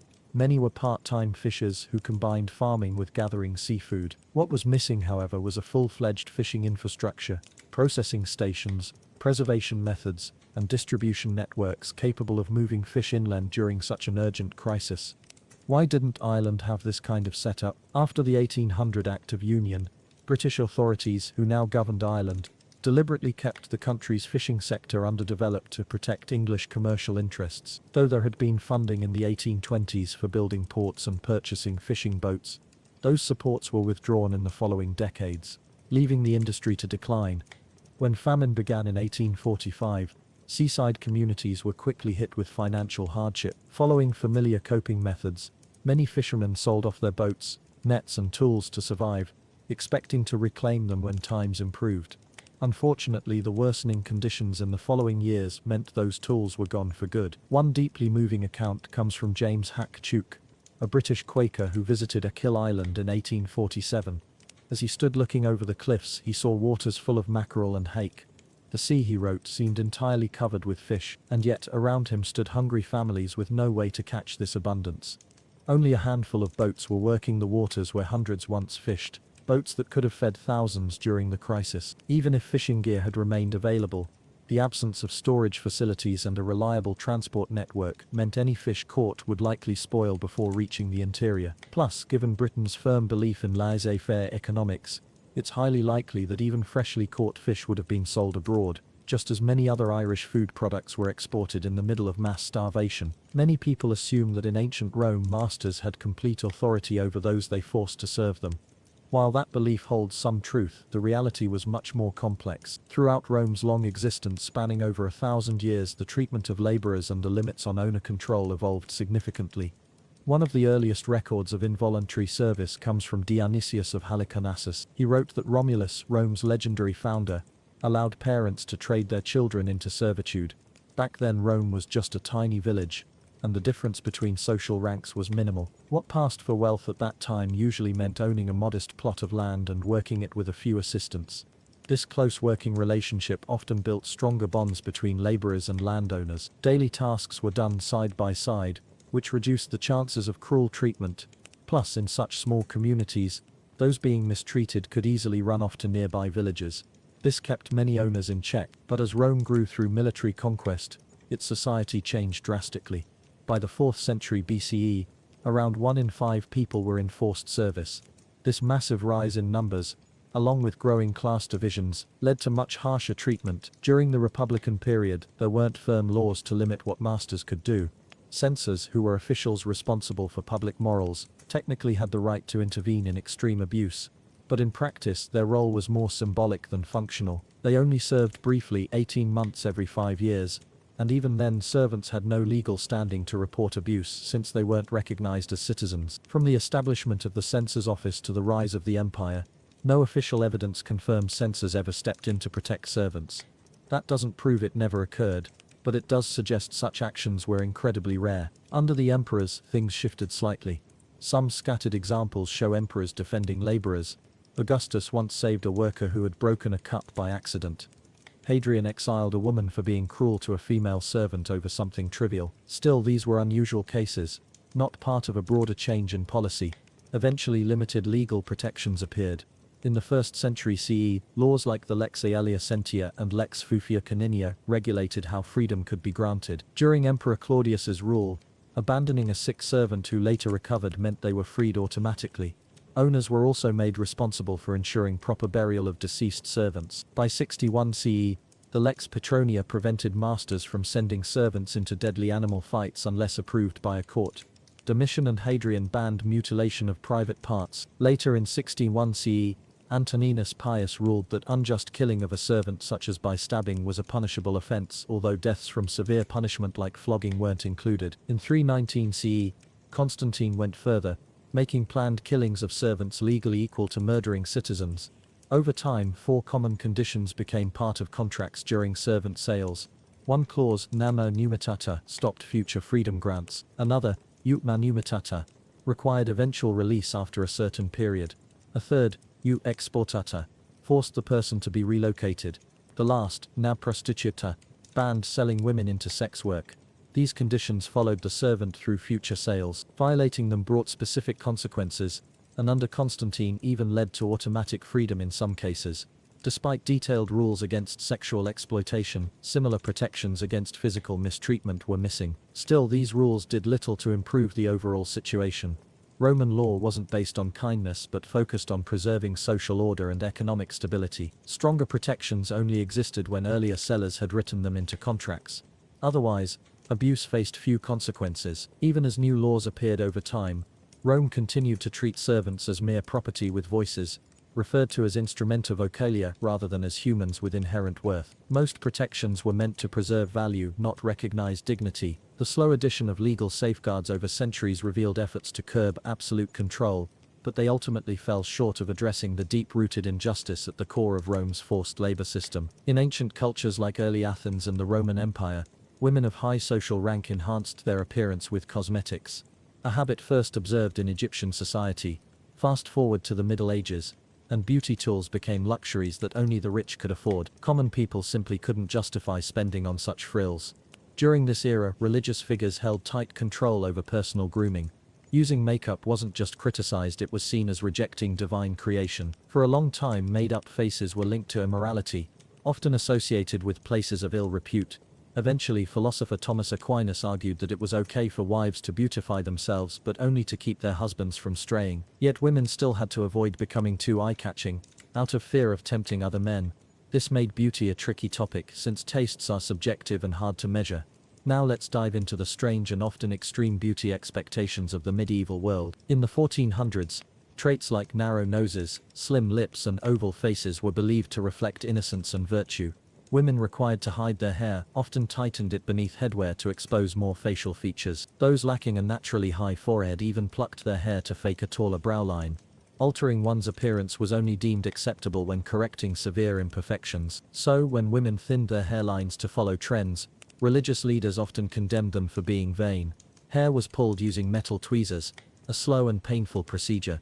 Some experimented with herbal remedies, blends using thistle in walnut liquid, parsley-infused water, or ivy extracts were believed to stop hair growth. But not all treatments were safe. Certain mixtures included crushed eggshells or even powdered cat feces stirred into vinegar for skin application. Eyebrows were also entirely removed to give the face a blank, serene look. Overplucking could lead to permanent hair loss, and some resorted to placing strips of mouse fur above their eyes as makeshift brows. Eyelashes were often removed too, all in pursuit of a smooth, pure face. In the Ottoman Empire, royal women followed their own rituals. One method involved applying a depilatory paste known as rosma, made of lime and toxic arsenic.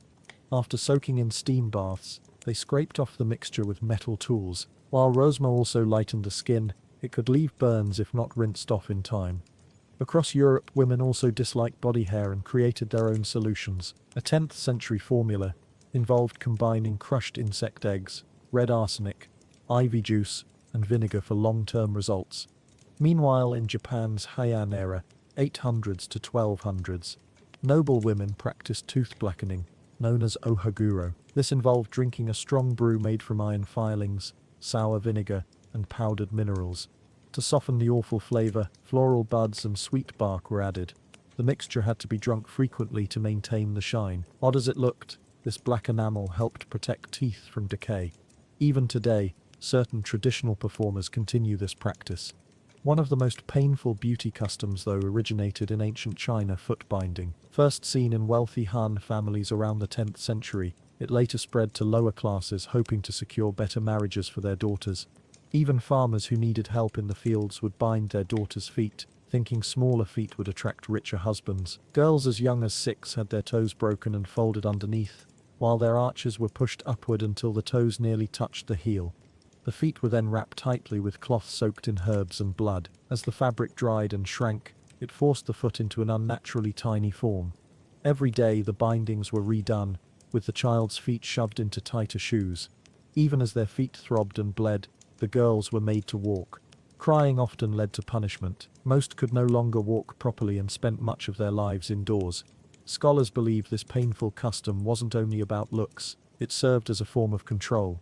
Eventually, women supported it themselves out of fear that their daughters wouldn't find husbands otherwise. The ideal foot length was about 3 inches, though many ended up closer to 5.5. Poor blood flow sometimes caused toes to rot and fall off. Back and joint pain were common. Though the practice wasn't banned until the mid-1900s, it lasted for centuries. Back in medieval Europe, having light, unblemished skin became the beauty ideal. After plagues left many with facial scars, Smooth, pale skin became highly prized. Some even used animal fluids like those from cows as a bizarre treatment for skin imperfections. While feudalism still ruled much of Europe, Italy began seeing a rebirth in the 1200s, known as the Renaissance. Rediscovered ruins and revived classical ideas sparked change. Paintings began to show full-bodied women in flowing sheer clothes with snow-white skin, flushed cheeks and scarlet lips. To achieve this ghostly glow, women applied hazardous pastes. Many of these caused burns or worse, death. Pale skin wasn't just attractive, it implied that a woman didn't labor outside. In addition to staying indoors, some women used bloodletting leeches to drain color from their cheeks. Others applied white powders made from chalk, flour, or even poisons. A popular cream contained lead and vinegar. Mercury was later added for shine. Women smeared it over their face, chest, and neck. These products were deadly. The chemicals caused breakouts, prompting even more makeup use. Over time, they were absorbed into the body, leading to tooth loss, bald spots, health problems, and early death. Ironically, the very treatments meant to preserve youth actually aged the skin faster. Red lip stains also used toxic ingredients. Because thick makeup and full clothing blocked sunlight, many women developed deficiencies. In one Italian city, 2 young skeletons were found with signs of bone disease, likely due to their mother's makeup and lack of sun during pregnancy. A particular plant, deadly yet alluring, got its name from the Italian phrase for beautiful woman. Its berry juice was used as eye drops. Just 1 drop in each eye would dilate the pupils, creating an enchanted gaze considered irresistible at the time. But this came at a high cost. It caused vision problems, sensitivity to light, and could blur sight for hours. Long-term use could mess with heart rhythms, led to blindness, or even cause death. Like many beauty habits in history, this one proved that chasing fashion often came with dangerous, even fatal consequences. Among all royal deaths recorded in Europe's past, none appears as bleak and sorrowful as that of England's most famous monarch. Once admired across the continent for his striking appearance and sharp mind, this king's final years were marked by unbearable suffering and decay, making his demise one of history's most unsettling tales. Born in the warm months of 1491, he became the second ruler of a newly established dynasty, ascending the throne at just 17 with high hopes. Foreign dignitaries praised his tall frame, fiery red hair, and regal demeanor. His subjects admired his strength, intelligence, and commanding aura. Everything changed in early 1536. At 44, he was gravely injured when his horse fell on him during a jousting tournament. Though he survived, the accident caused extended unconsciousness and left him with a grievous leg wound that never healed. This injury turned into a foul, oozing sore that smelled so terrible the king's presence was often announced by the stench before he was seen. For a man so focused on projecting vigor and masculinity, this was a crushing humiliation. Still, court etiquette demanded that no one show disgust, as any visible displeasure might provoke his wrath. Soon after, his mental state deteriorated. He impulsively ordered the execution of his second wife on flimsy charges. Scholars have speculated that the head trauma from his accident may have intensified underlying mental issues, pushing him towards paranoia and cruelty. Physically, he became more and more incapacitated. Once athletic and agile, he grew extremely obese, requiring palace staff to widen doorways and invent devices to assist his movement. His daily intake soared to nearly 5,000 calories, mostly meats and wine, with few vegetables, an unhealthy mix that worsened his condition. The medical treatments available at the time did more harm than good. Doctors used painful techniques like cauterizing wounds, mercury applications, and bloodletting, likely accelerating his decline. The leg sore deepened, eventually exposing bone. At 49, he married a teenage noblewoman, who reportedly revived his spirits. Yet she was horrified by his decaying leg and foul odor and soon sought solace elsewhere. When their affair was uncovered, both were executed. His final marriage was more about caretaking than companionship.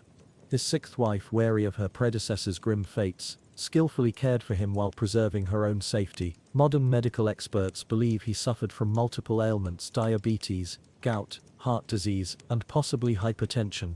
Some argue he had late-stage syphilis, though this remains debated. These illnesses caused him chronic pain, and witnesses described severe mood swings. One moment he would scream in agony, the next sink into deep despair. Mentally, the king became unstable. Once charismatic and sharp, he grew distrustful, ordering executions of longtime friends and advisors over imagined betrayals. His court grew tense and fearful, where a single misunderstood look could lead to accusations of treason. One nobleman was executed just days before the king's own death. He developed a crippling fear of poisoning, testing all food and utensils beforehand. This paranoia may have been linked to minor strokes or mental decline. In his final days, he could no longer walk or even sit upright. The spreading decay in his limbs worsened the stench, forcing servants to hide it with fragrant herbs. Yet no one dared speak of his impending death. Such talk was considered treason. His doctors maintained false hope even as his body literally rotted away. In late January 1547, sensing the end was near, the king summoned a priest.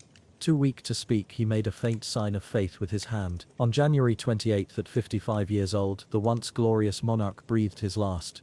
Even after death, his body posed challenges. His massive size complicated burial, and standard preservation failed to halt decomposition. This once revered king left behind not only political legacy but a story of tragic physical and mental collapse. Perhaps the most humiliating moment came after death, as his coffin, poorly sealed, leaked fluids onto sacred cathedral grounds. Contemporary writers claimed stray animals licked the leaking fluids, an undignified final image for a monarch who had always seen himself as divinely ordained and majestic. The funeral took place nearly 3 weeks later. Despite the foul odor from the coffin, every ritual honored his exalted rank. He was laid to rest beside the mother of his long-awaited son, the only wife to bear him a male heir, a birth that shaped many of his most controversial decisions, including breaking with the Catholic Church. Ironically, his son ruled briefly before dying at 15. The crown then passed to his eldest daughter, whose mother he had rejected, and later to his younger daughter, whose mother he had executed. This younger daughter would usher England into one of its most celebrated royal ages. The king's tragic end shows how fleeting power truly is. Here was a man who put himself above law and religion, altered his country's faith, and ordered executions on a whim, only to be undone by his own failing body. As historian Alison Weir observed, few stories show such a stark contrast between a once adored prince and a figure racked by pain and madness. The gap between his grand portraits and the grim reality of his final years remains one of history's clearest reminders that behind royal grandeur often lies harsh personal truth. His role in founding an independent English church still echoes today, but his decline stands as a timeless lesson. Death comes for all. Imagine being transported suddenly to the Middle Ages, often called the Dark Ages. You might picture shining knights and towering castles, but real life back then was far harsher and bleaker. Spanning roughly from the 6th to the 15th century, this era was filled with challenges that modern people would find almost impossible to endure. One constant fear was the ever-present threat of violence and chaos. In many regions, official protection was weak or non-existent, forcing communities to resolve conflicts themselves. Historical accounts reveal many acts of violence, from beatings to murders and street brawls. Legal cases rarely relied on facts; instead, brute strength often determined who won. The saying "might makes right" truly applied as people defended their homes, animals and lands through force. Records from various parts of Europe confirm that violent incidents were common, not just in cities but also in rural villages and among the elite. Although earlier records are sparse, experts agree violence was part of everyday life. Towns frequently experienced unrest that sometimes escalated into large uprisings, such as the Peasant Revolt in Flanders, 1323–1328. Showing how discontent could spread. Noble families often fought fiercely among themselves. In medieval Wales, for example, bitter rivalries over land or power sometimes ended with bloodshed and permanent scars. Violence wasn't limited to common folk, it existed across social classes. Religious intolerance posed another deadly threat. Christianity dominated Europe, and those outside the faith, like Jews and Muslims, faced persecution. Crusades like the First Crusade, 1096–1099, targeted non-Christians. In England, anti-Jewish violence in the late 12th century led to King Edward I expelling all Jews in 1290. People accused of heresy or dissent risked severe punishments, including execution by burning. A notable example is Jan de Backer, a Dutch priest burned in 1525 for his beliefs. Travel was perilous. Roads were often rough or non-existent, and crossing rivers caused many drownings. Emperor Frederick I died this way in 1190 during the Third Crusade. Bridges were risky too, like Rome's Sant'Angelo Bridge collapse in 1450, which killed around 200 people. Sea voyages fared no better. Ships were primitive, using oars or a single sail, lacking modern navigation. Storms frequently caused shipwrecks. Though ships improved over centuries, early medieval sea travel was dangerous. Safe lodging was scarce for travelers. Inns and shelters were rare, forcing many to sleep outdoors, a dangerous choice especially in winter. Falling ill on the road was often fatal as medical help was practically unavailable between towns. Traveling in groups offered limited safety. While it deterred lone robbers, traveling companions could be untrustworthy or even hostile. Finding reliable food and clean water was always uncertain unless a monastery or rare inn was nearby. Food scarcity was common. Farming communities relied heavily on weather. Failed harvests meant hunger. Starvation led people to eat moldy grain, wild plants, or even tree bark. Poor nutrition weakened immune systems, making illness more likely. Disease often followed famine, killing many. Smallpox, flu, typhoid, and dysentery were widespread killers. For someone from today without immunity, surviving medieval epidemics would be nearly impossible. Travel was slow by modern standards. On foot, people covered about 15 to 25 miles per day. Horseback riders might manage 20 to 30 miles. Ships could cover 75 to 25 miles daily, weather permitting. Communication was difficult due to language differences across regions. Perhaps the cruelest part of medieval life was its brevity. Early death was common for all, nobles and peasants alike, due to poor sanitation, disease, malnutrition, violence, and accidents. Minor wounds or infections easily treated now often proved deadly then. While the Middle Ages hold rich historical fascination, life back then was incredibly harsh. For anyone accustomed to today's clean water, medicine, quick travel, and law enforcement, even a short stay in that era would be nearly unbearable. The world's earliest true superpower began humbly near the Tigris River. Around 2000 BCE, tribes from Arabia migrated northward as drought dried their original lands, pushing them to find new territories. These groups eventually came to dominate large parts of the ancient Middle East. Their first communities appeared along the middle stretch of the Tigris, with important cities such as Ashur, Arbela, now Erbil, and Nineveh. For a long time, these towns were controlled by powerful southern Mesopotamian kingdoms, serving rulers like Sargon and Hammurabi. Located at a key crossroads linking southern Mesopotamia with Anatolia, Ashur started as a small rest stop but gradually transformed into a wealthy trading center. Assyrian traders established posts all over Anatolia with Kerem Kanesh as their primary foreign base. They exported lapis lazuli, tin from Elam, and copper from Babylon westward, while bringing in timber, wool, and metals from the east. This flourishing commerce eventually helped Ashur shake off Babylonian rule by the 19th century BCE. Interestingly, Ashur was not only the city's name but also that of their chief god. Unlike other Mesopotamian cities that saw gods as distinct beings, Assyrians believed Ashur was deeply connected to their land and identity. Early Assyrian leadership was distinctive. The people believed their god Ashur was the true sovereign, with the human king acting as his representative on earth. The king's authority was limited. His decisions were overseen by a council of elders and a yearly official called the Limu who managed finances and led the council. Major government actions needed the council's agreement and the Limu's support. Between 1800 and 1700 BCE, this system fell apart. Anatolian unrest caused trade to decline, and Assyria's economy weakened as trading posts vanished. Babylon regained control, sparking conflicts with the Hittites, and ultimately fell in 1531 BCE. After these shifts, the Iranian Kassites took over Babylonia while Assyria lost its independence. Meanwhile, the Hurrians descended from the Armenian highlands, creating kingdoms in Syria, most notably Mitanni. For nearly 200 years, Ashur existed as a nominally free city under Mitanni rule, its walls demolished and government supervised by Mitanni officials.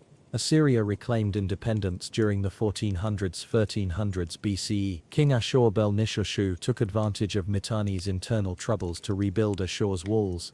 Later, Ashur-balit expelled Mitanni overseers, declared himself king, and sought Egyptian help against his former rulers. Gaining independence sparked a change in mindset. Assyrians began viewing themselves not just as a city-state but as rulers of a broader region. They called their land Mat Ashur, or Land of Ashur, and King Adad-nirari I adopted the grand title, King of the Universe. New royal titles emphasized military power, such as Mirapish Mishri, meaning one who expands borders. Their religious beliefs shifted too. Ashur rose from a local god to supreme leader of all gods. With Ashur above all, the Assyrian king was seen as the rightful ruler of all monarchs.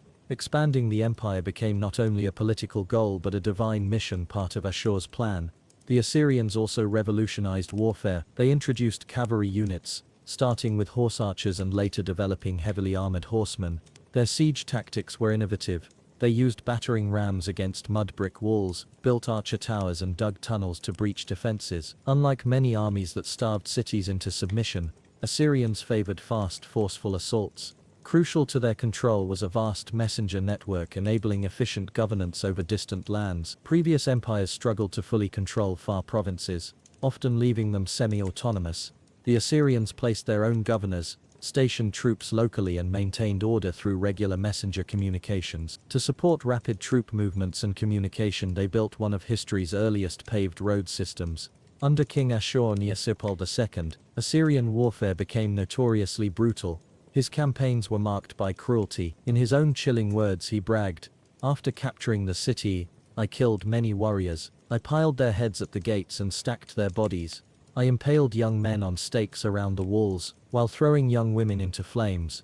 This showed all what my power meant." Captured enemies faced horrific fates: beheading, dismemberment, flaying, impalement, live burial, drowning or burning. Such terror struck fear into neighboring lands, causing many to surrender without a fight. Yet while fear gave Assyria short-term control, it bred deep hatred. Most surrounding peoples came to despise the Assyrians. Not just fear them. Even when Ashurnasirpal's successors lessened the brutality, the empire's fearsome reputation lingered. Instead of bringing lasting peace, this terror inspired resistance. When internal troubles arose, many subjects rebelled. In the north, survivors formed Urartu. In the west, Aramean tribes united. And in the south, Babylonia became a hotspot for uprisings. Assyria's decline was halted, temporarily, by Tiglath-Pileser III. Taking the throne in 745 BCE via military coup, he introduced major reforms. Before him, soldiers were mostly citizens supplying their own gear. Tiglath-Pileser replaced this with a professional army, recruiting the poor and equipping them at state expense. He began formal training, imposed strict discipline, and reorganized the forces into chariots, cavalry, archers, infantry and engineers. To fund the military and manage the empire, he overhauled taxation and government structure. Farmers and artisans faced new duties. He divided large provinces into smaller units and appointed eunuchs to key posts, as they had no families and couldn't establish rival power bases. With these reforms, Tiglath-Pileser launched fresh conquests. In conquered lands, he applied Nahu, forced relocations of entire communities to distant regions, replacing them with others from across the empire. This strategy broke local loyalties and promoted Assyrian culture. Ironically, this policy spread Aramaic. Originally spoken by scattered Syrian tribes, Aramaic became widespread through forced relocations, eventually becoming the empire's common language, overtaking Assyrian in daily life. The Neo-Assyrian Empire reached its height under rulers like Sennacherib, Esarhaddon, and Ashurbanipal in the early 7th century BCE. They invaded Egypt, defeated Elam, took Cyprus, crushed rebellious Phoenician cities, pushed Urartu north, and conquered much of Anatolia. In 6072 BCE, Esarhaddon named Ashurbanipal as his heir, but gave Babylonia to another son, Shamash-shamakin, to avoid civil war. Though this delayed conflict, tensions simmered. Shamash-shamakin grew ambitious and secretly formed a coalition to break free. Intelligence warned of the plot, but no action was taken. Open rebellion erupted by 6552 BCE, but the rebels suffered poor coordination and were defeated piecemeal. By 6048 BCE, Babylon fell, and Shamash-shamakin chose suicide over capture. The aftermath was brutal. Traitors were mutilated publicly as warnings. Despite seeming invincible, Assyria weakened internally. Years of war drained resources and distant provinces declared independence. The arrival of nomadic Scythians in the 630s BCE wreaked havoc west of the Euphrates. This disaster shattered Assyrian order, causing chaos. After Ashurbanipal's death in 6027 BCE, a violent power struggle erupted among heirs and generals, hastening collapse. Provinces broke away, with Babylonia gaining independence under Chaldean leader Nabopolassar by 619 BCE. In a last-ditch effort, Assyria allied with former foes like Egypt, but failed to stop Babylonian advances.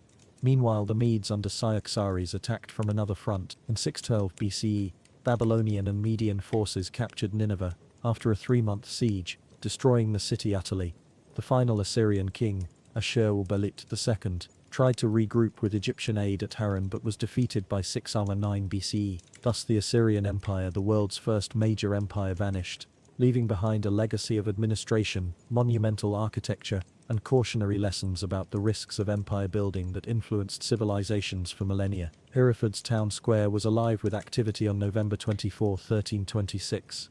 Lords, clergy, traders and common folk all gathered to witness one of the most savage punishments ever seen in medieval England. At the centre stood a gaunt man in his 40s, his sunken face revealing the toll of starvation.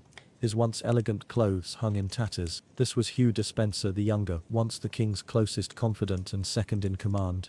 Now facing a cruel death, destined to be remembered for centuries. To understand why Despenser suffered such a dreadful fate, we need to explore the complicated politics of early 14th century England. Born around 1286 to Hugh Despenser the Elder and Isabel Beauchamp, daughter of a noble family, Hugh belonged to a respected lineage with strong royal connections. His father's loyalty to King Edward I secured their family's high status. When Edward II became king in 1307, new doors opened. The young monarch favoured male companions.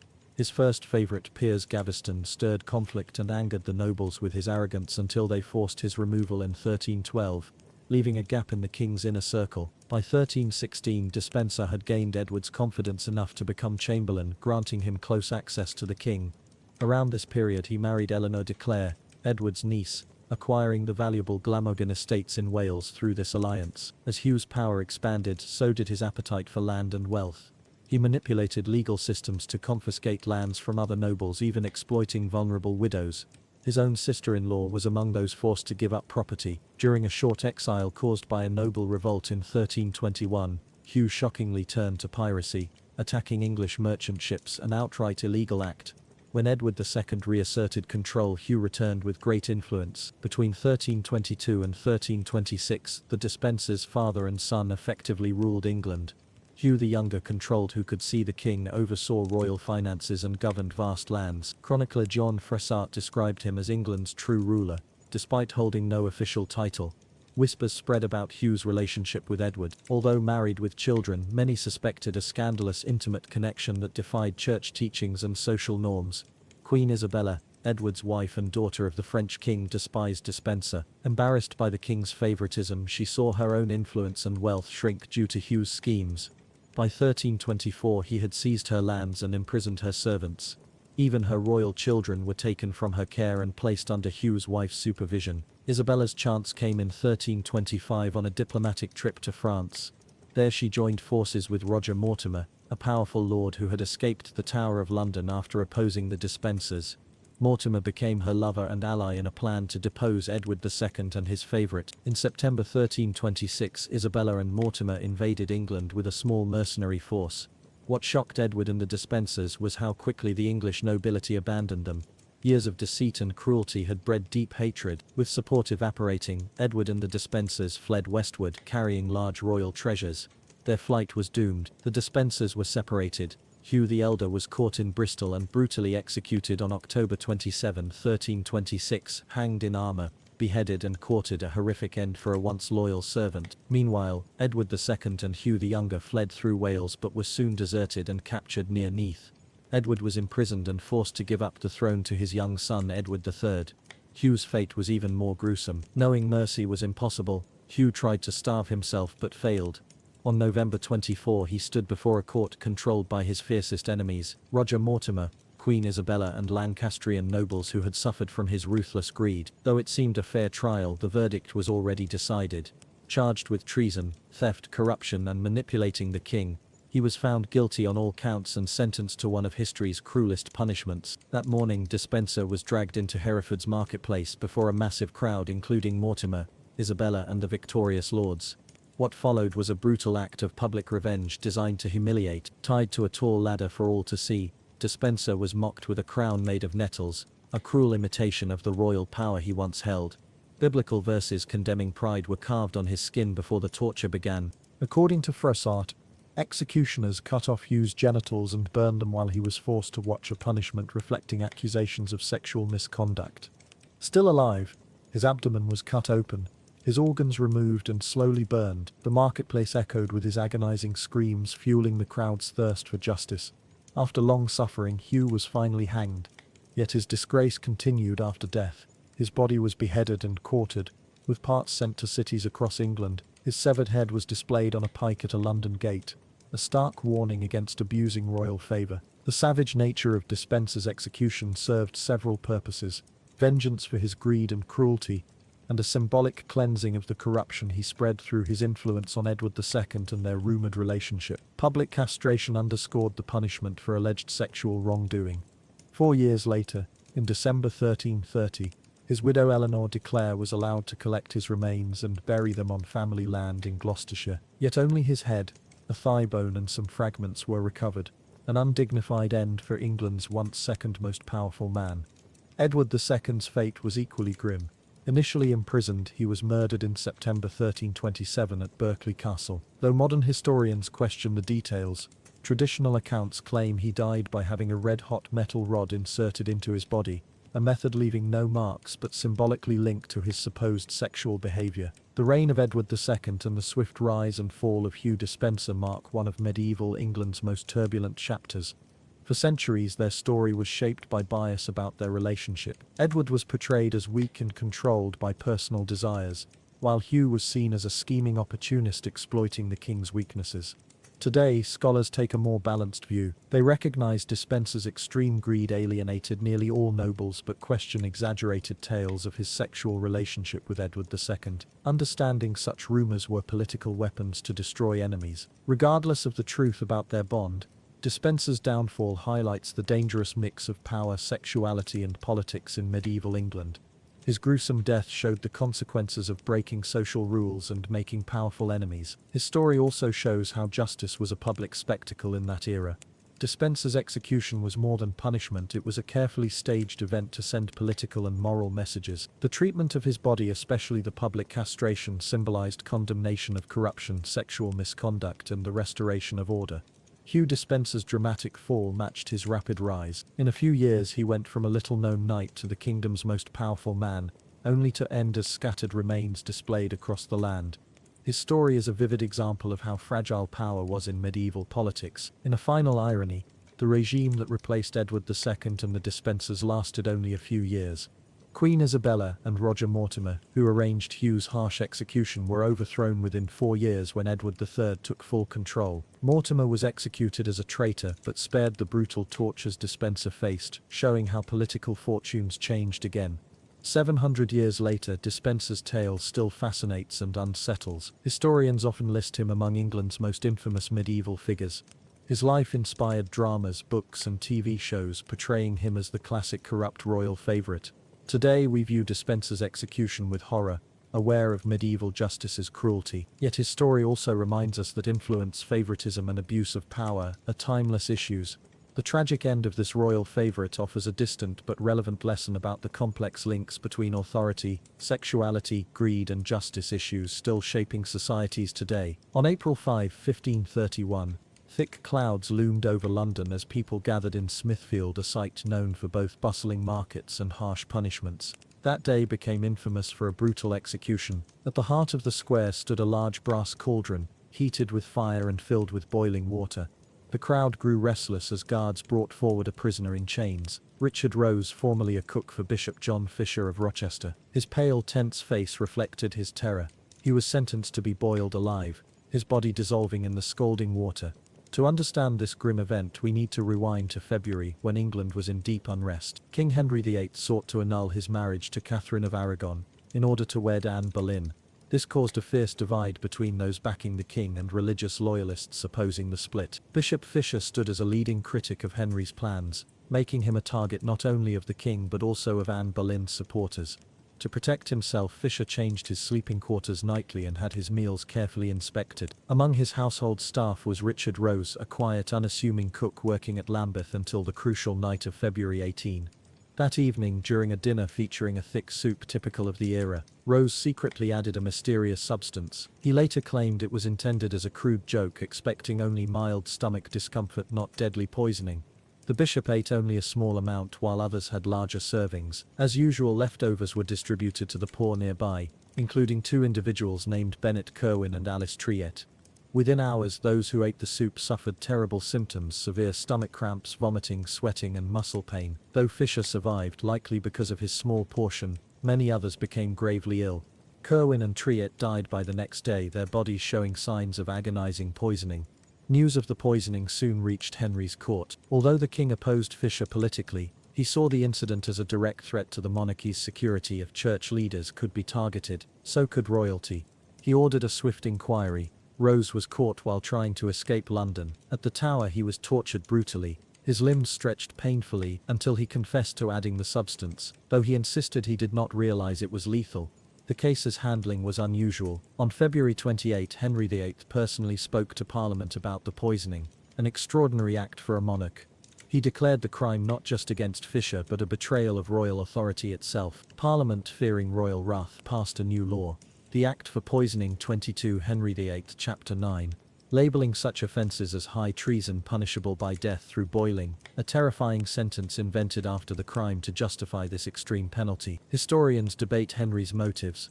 Some believe he despised poisoning as dishonourable, while others suspect political manoeuvring. The Spanish ambassador Eustace Chapuis, an ally of Fisher and Queen Catherine, wrote that Henry's harsh reaction aimed to halt deeper investigations that might implicate Anne Boleyn's family. Rumors suggested Boleyn wanted Fisher removed to clear the way for her marriage to the king. The public, brutal death of Rose helped silence questions that might have exposed powerful figures close to Henry.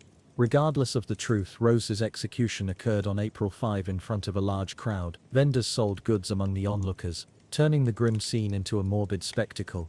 Records show Rose was given wine to ease his pain, the only mercy he received. Guards stripped him bare and lowered him into the boiling water as a priest recited final prayers. The execution was horrific and staged deliberately. First his feet dipped into the scalding water, causing agonizing screams as skin blistered and burned, then his torso turning the liquid red with his flesh. Finally, his entire body submerged, ending the torture. Many spectators fainted or turned away in shock. This cruel punishment was used again later. Margaret Davies suffered boiling in 1542 for poisoning accusations. The practice ended under Edward VI amid reforms to cruel punishments. Rose's story extends beyond tragedy. It highlights a period of political turmoil amid England's religious upheaval.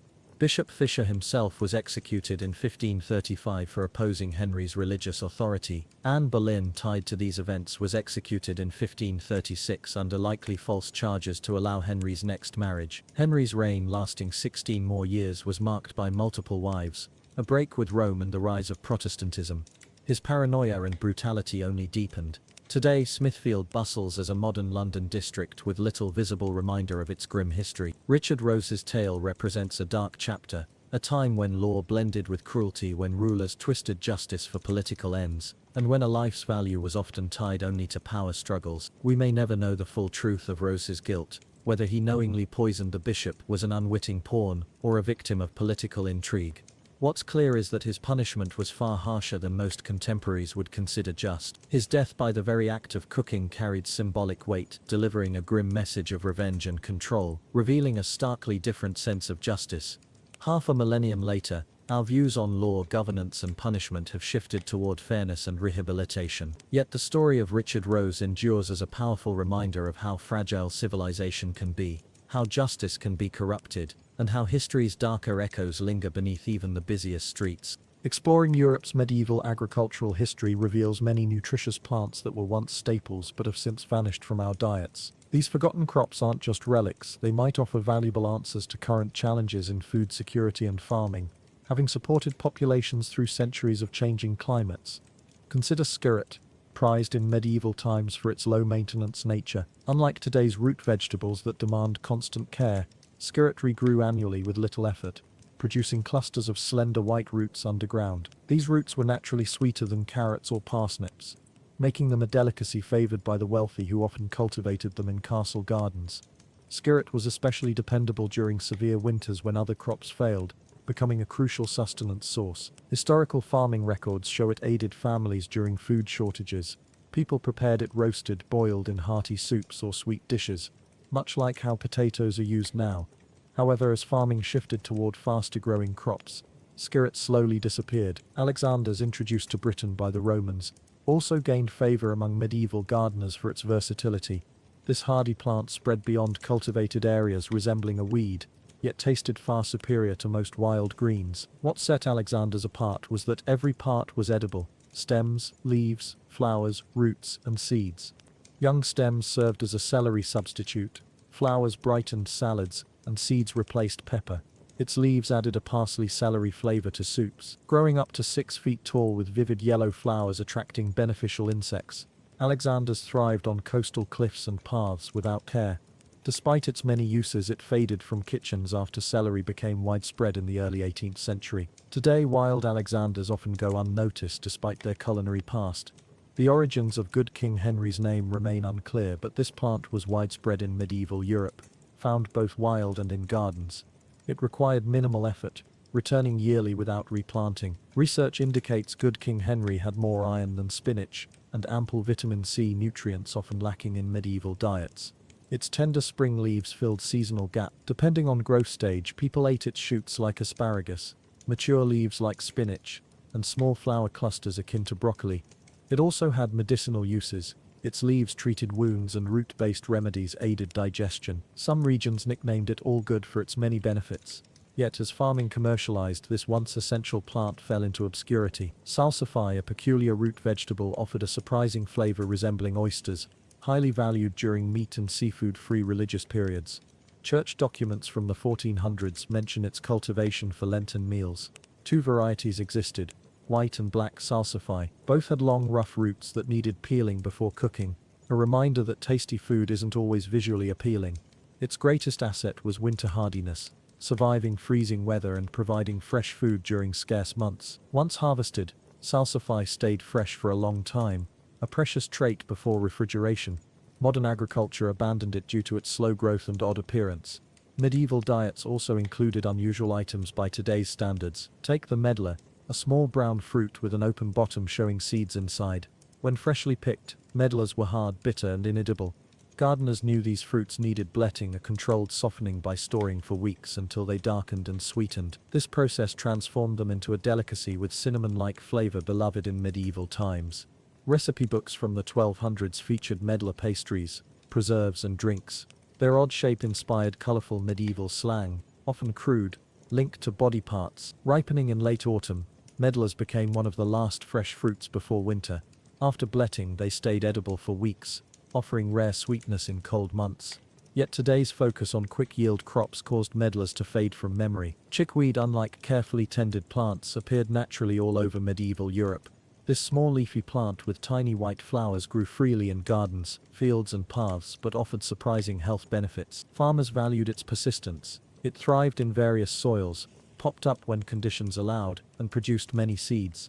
Rather than removing it, people harvested chickweed as a free, nutritious food source. In mild climates, its tender leaves lasted almost year-round. Chickweed is rich in vitamin C, about 7 times more per serving than oranges. While mostly eaten by poorer people, even wealthy households used it in winter when greens were scarce. Beyond food, chickweed's cooling properties treated skin issues, and herbal teas helped reduce fevers and swelling. Sadly, modern farming treats it as a weed, and herbicides have nearly wiped it out. Scorzonera, despite its intimidating name meaning poisonous snake, was widely cultivated in medieval times. Early healers mistakenly believed its dark roots could cure snake bites, but people soon valued it for flavor and health benefits. Often confused with black salsify, Scorzonera's longer, straighter black roots enclosed sweet, mild white flesh with hints of asparagus and nuts. Notably, Scorzonera stored exceptionally well. Roots harvested in autumn and kept in cool, sandy cellars lasted until summer, providing vital food reserves. Monastery gardens prized it especially during fasting, and doctors recommended it for blood purification and digestion. However, modern refrigeration and transport reduced demand, leading to its decline. Welsh onions, despite their name, originated in East Asia and likely reached Europe via trade around the 1200s. Different from true onions, medieval farmers valued them for their persistent green stalks. Unlike regular onions, Welsh onions grew in clusters and multiplied through division instead of yearly planting. Ancient gardening texts note single Welsh onion clumps could sustain households for decades, if carefully divided. These onions provided fresh green stems long after other vegetables faded. Medieval cooks used them in many dishes. Their cold tolerance made them vital during harsh winters, supplying vitamins when fresh food was limited. Modern farming, however, favors large bulb onions. Fat hen was another common wild plant flourishing in fields and gardens. Instead of removing it, people used this nutritious green. Modern analysis shows fat hen has more protein than cabbage, more iron than spinach, and more calcium than kale, earning its superfood status today. Archaeologists found fat hen seeds mixed with food remains, indicating regular consumption. During shortages, it prevented hunger. Leaves were cooked like spinach or eaten fresh, seeds ground into emergency flour. Unfortunately, modern farming labels it a weed and tries to eradicate it. In contrast to these wild plants, lovage was once widely popular before mysteriously fading. Roman soldiers spread lovage seeds across Europe during conquests, and monasteries kept growing it in herb gardens. Lovage has a strong flavor, a potent mix of celery and parsley. Medieval cooks used it extensively. A single stalk could flavor soups, dried leaves enhanced meats, crushed seeds improved bread, and roots cooked like parsnips. Hollow stems were even made into sweets. Its medicinal qualities added value. Oils eased digestion, reduced bloating, and helped with mild fluid retention. Monastery records from the 1200s mention lovage remedies for stomach and kidney ailments. Lovage plants lived up to 20 years, grew over 6 feet tall, and provided abundant flavor in limited space. Their hardiness allowed winter survival and vigorous spring regrowth. However, the rise of imported spices gradually reduced lovage's kitchen role. Corn salad, despite its name, has no relation to American corn. The term corn once meant grains in Europe before maize's arrival. These delicate greens sprouted after harvest in autumn and grew through winter. Medieval farmers prized corn salad not just as food but for its pleasant taste. Unlike many wild greens, it offered mild, slightly nutty flavor without bitterness. Gathering continued during cold months when fresh options were scarce. Recent studies show corn salad contains high omega-3 fatty acids, 3 times that of lettuce, plus significant iron and vitamin C. Medieval people recognized it as essential winter greenery, yet today's agriculture prefers lettuce varieties that are easier to grow and market. Few plants illustrate a sharper fall from fame than tansy. This bushy herb, with feathery leaves and yellow button flowers, had a strong aroma and a complex flavor combining bitter, spicy and sweet notes. While medieval palates appreciated it, modern tastes generally reject it. Chemical analysis finds over 40 unique flavor compounds in tansy leaves. Historical recipes used tansy in savory and sweet dishes. Easter traditions featured chopped tansy mixed with eggs, cream, breadcrumbs and sugar fried into cakes. Spring festivals served tansy-flavored cheeses and special events included tansy drinks. Besides flavor, tansy's potent compounds acted as natural preservatives, extending food freshness before refrigeration. It also had medicinal uses for intestinal parasites, digestion and fevers. Monasteries often grew tansy near entrances to repel insects with its scent. As milder herbs became preferred, tansy gradually vanished from cooking. While some plants disappeared due to strong tastes, sea kale was neglected despite clear benefits. Native to northern European coasts, sea kale thrived in salty, sandy soils where few edible plants survived. Coastal communities harvested sea kale in 2 ways: spring shoots blanched like asparagus and mature leaves cooked like cabbage. Unlike many wild greens, sea kale had a mild, sweet flavor. Its vitamin C content was 6 times that of citrus, crucial for fishermen who lacked fresh produce and risked scurvy. The decline of sea kale from modern diets marks a significant loss considering its easy coastal growth with minimal farming. Unlike food crops, woad was mainly grown for blue dye but also had edible parts. Before woad, blue textiles were hard to produce in Europe. Young woad shoots offered tender spring greens with a mild, peppery taste like mustard leaves. Woad dyeing caused foul smells due to leaf fermentation, so royal orders banned processing near palaces. Though valuable for fabric, woad declined as both food and dye. Turnips remained common in traditional European cooking, but medieval farmers valued their greens too, a practice mostly forgotten now. Turnip leaves contain far more nutrients than roots, offering 4 times the calcium, triple vitamin A and twice the protein. Medieval growers harvested outer leaves carefully to protect roots. These greens enriched soups, stews and fresh dishes with a peppery taste that brightened often bland winter meals. Studies show that ordinary people in medieval times developed surprisingly clever ways to stay warm during cold winters. Without modern gadgets, they relied on simple items around them to create effective heating solutions. These methods not only helped them survive freezing weather but also strengthened bonds between families and neighbors. Exploring these old techniques reveals how medieval communities combined practical ideas with cooperation to face the challenge of harsh winter conditions. Medieval houses often featured a central hearth placed in the middle of living areas. Unlike today's heating systems, which are usually built into walls, These central fires allowed heat to spread evenly throughout the room. The fireplaces were built using specific types of stones known for their heat retention abilities.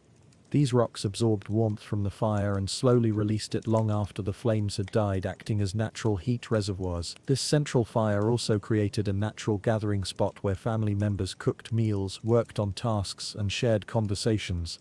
The smoke from these fires escaped through a hole in the roof, a simple but effective ventilation system. Although this led to soot buildup and a smoky smell inside, the warmth produced was vital for surviving the cold.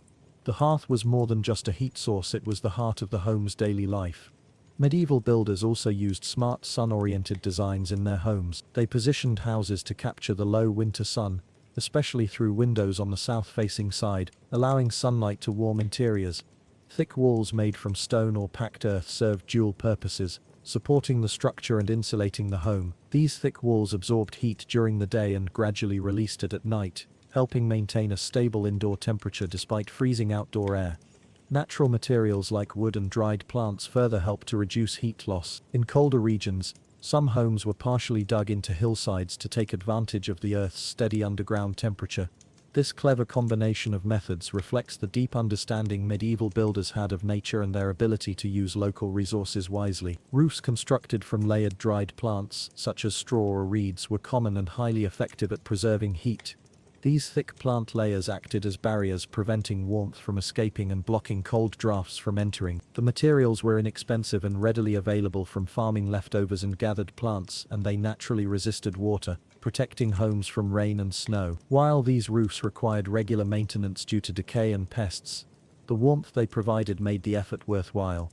Building these roofs was often a community activity which helped strengthen social ties while preparing homes for winter. So these plant-based roofs not only kept houses warm but also reinforced a sense of togetherness. It was common for medieval homes to have animal stalls adjacent to or partially inside the living quarters. This design used the animals' body heat to warm human spaces. Walls separating people from animals were intentionally thin to allow heat transfer. In some cases, livestock occupied up to 1/3 of the home's floor space, significantly boosting indoor temperatures. Animals contributed more than just warmth, they supplied food like milk and eggs. Materials such as wool and hides, and when firewood ran short, dried animal waste served as an alternative fuel source. Although this arrangement caused unpleasant smells and attracted pests, the benefits of extra heat and resources outweighed these drawbacks during harsh winters. Medieval people also used clever methods to warm floors. Large stones heated in the main fire were placed beneath wooden or earthen floors, releasing stored heat slowly to warm rooms above, similar to modern underfloor heating. Some homes featured brick or clay floors chosen specifically for their ability to hold heat, especially in semi-underground houses where the surrounding earth helped stabilize temperatures. Besides making interiors cozier, these heating techniques had health benefits. Warm floors reduced dampness, decreasing mold growth and respiratory problems. The combined heat from floors and central hearths distributed warmth more evenly throughout the home. While these systems required regular care and cautious use to prevent fires, their advantages made them valuable investments. For outdoor work and travel in cold weather, portable heating devices were essential. One simple method involved heating stones in the fire, wrapping them in cloth or animal hides, and carrying them inside clothing or in the hands to provide warmth for hours. More advanced versions included metal containers with slow-burning fuels that could safely offer lasting heat during long periods outside. Women especially relied on these portable warmers during daily chores or journeys. Archaeological finds reveal decorative versions, indicating these items sometimes served as status symbols or personal accessories. Despite risks like burns or accidental fires, these heat carriers were crucial for maintaining productivity during winter. Ensuring a warm and comfortable sleep was another challenge. Special metal boxes filled with hot coals were carefully placed between bed linens to preheat sleeping areas. Four-poster beds often had heavy fabric panels that could be drawn around the sleeper to trap body heat. Additional layers of wool and animal furs helped retain warmth further. Mattresses commonly used dried grasses and straw as natural insulation, though these fillings sometimes attracted pests. Despite this, the comfort and warmth provided outweighed the downsides. Together, these methods allowed people to rest comfortably even during the coldest nights. Medieval homes also made use of shiny surfaces positioned near fireplaces to reflect heat back into rooms. Polished metal sheets or smooth stones placed around the hearth captured escaping warmth, helping to conserve fuel by heating rooms more efficiently. These reflectors also protected flammable building materials from direct contact with fire. Larger homes sometimes had movable reflectors to direct warmth toward colder areas. Some discovered reflectors were decorated, showing that beyond practical use such items had cultural or aesthetic value. These innovations demonstrate medieval people's impressive understanding of heat transfer, even without modern scientific knowledge. Winter survival extended beyond individual households. Villages often shared communal fire pits, providing warmth for all residents. These common fires served as social centers where people gathered to tell stories, play music, and dance, boosting morale during long, cold spells. Those with poorly heated homes could rely on these shared resources, reflecting a community spirit of mutual support. Seasonal celebrations and religious ceremonies frequently took place around these fires, blending cultural traditions with practical heating needs. This combination illustrates how medieval communities addressed winter challenges comprehensively. Overall, medieval heating strategies reveal remarkable ingenuity and a deep grasp of natural heat behavior, building techniques, and cooperation, all achieved using the technology available at the time. Mary and Elizabeth Tudor, half-sisters separated by faith and fate, appeared as opposites shaped by their Catholic and Protestant upbringings. Mary's childhood was steeped in the devout Catholicism of her mother, Catherine of Aragon, a well-educated Spanish princess, while Elizabeth was raised under the Protestant influences of her father's later years, in an era skeptical of women rulers where many believed women too emotional and weak to lead. The Tudor sisters would both claim England's throne, but under very different circumstances. Mary's reign was brief. Elizabeth's lasted nearly 50 years. Mary was born in 1516 at Greenwich Palace, heralded as a healthy child after her mother's many failed pregnancies. Raised with an education fit for a future ruler, Mary was initially groomed as heir and political pawn, betrothed to various European nobles to secure alliances. However, her world shattered when Henry VIII sought to annul his marriage to Catherine to wed Anne Boleyn. The Pope's refusal ignited a religious and political crisis, leading Henry to break with Rome and establish the Church of England. Mary was declared illegitimate, stripped of status, and forced to serve in Elizabeth's household. Despite Catherine's death and Anne's eventual execution, Mary's recognition remained uncertain. Henry's third wife gave birth to Edward, a son and a new focus of succession, relegating Mary and Elizabeth to precarious positions. Under Edward VI's short reign, Protestant reforms deepened religious divides between the siblings. Mary clung to Catholicism, Elizabeth adopted Protestantism. When Edward died at 15, he named Lady Jane Grey as successor to block Mary, fearing her Catholic restoration.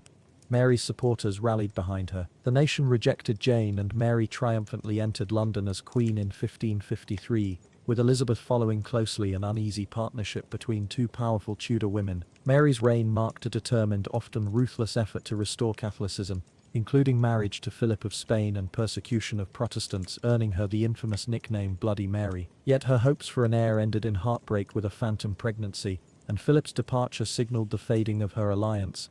As political tensions failed, pregnancies and religious conflicts mounted, Mary's health declined. The nation's eyes turned toward Elizabeth, destined to inherit a kingdom shaped by the fraught legacies of these two Tudor sisters, one whose rule was marked by fervent faith and fiery persecution, the other who would reign for nearly half a century, guiding England into a new era. In the harsh winters of the Dark Ages, freezing weather posed serious difficulties for everyday folks.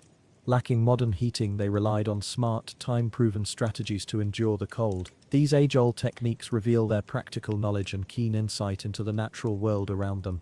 One common approach was to build homes partially underground, digging about 2 to 3 feet down, similar to shallow cellars. This naturally helped regulate temperature, making interiors roughly 10 to 12 degrees warmer during winter compared to houses fully above ground, according to archaeological findings. The houses themselves were modest in size, designed to retain warmth efficiently. Windows were kept very small, no bigger than a person's head, and roofs sat low. These design choices were mainly to preserve heat rather than reflect the actual stature of the inhabitants. Simple but effective materials made up the construction. Walls consisted of woven branches known as wattle covered with a mixture of earth, plant fibers, and animal droppings called daub. Surprisingly, this natural combination offered insulation nearly as good as some modern walls with basic protective layers, since the materials formed an excellent heat barrier.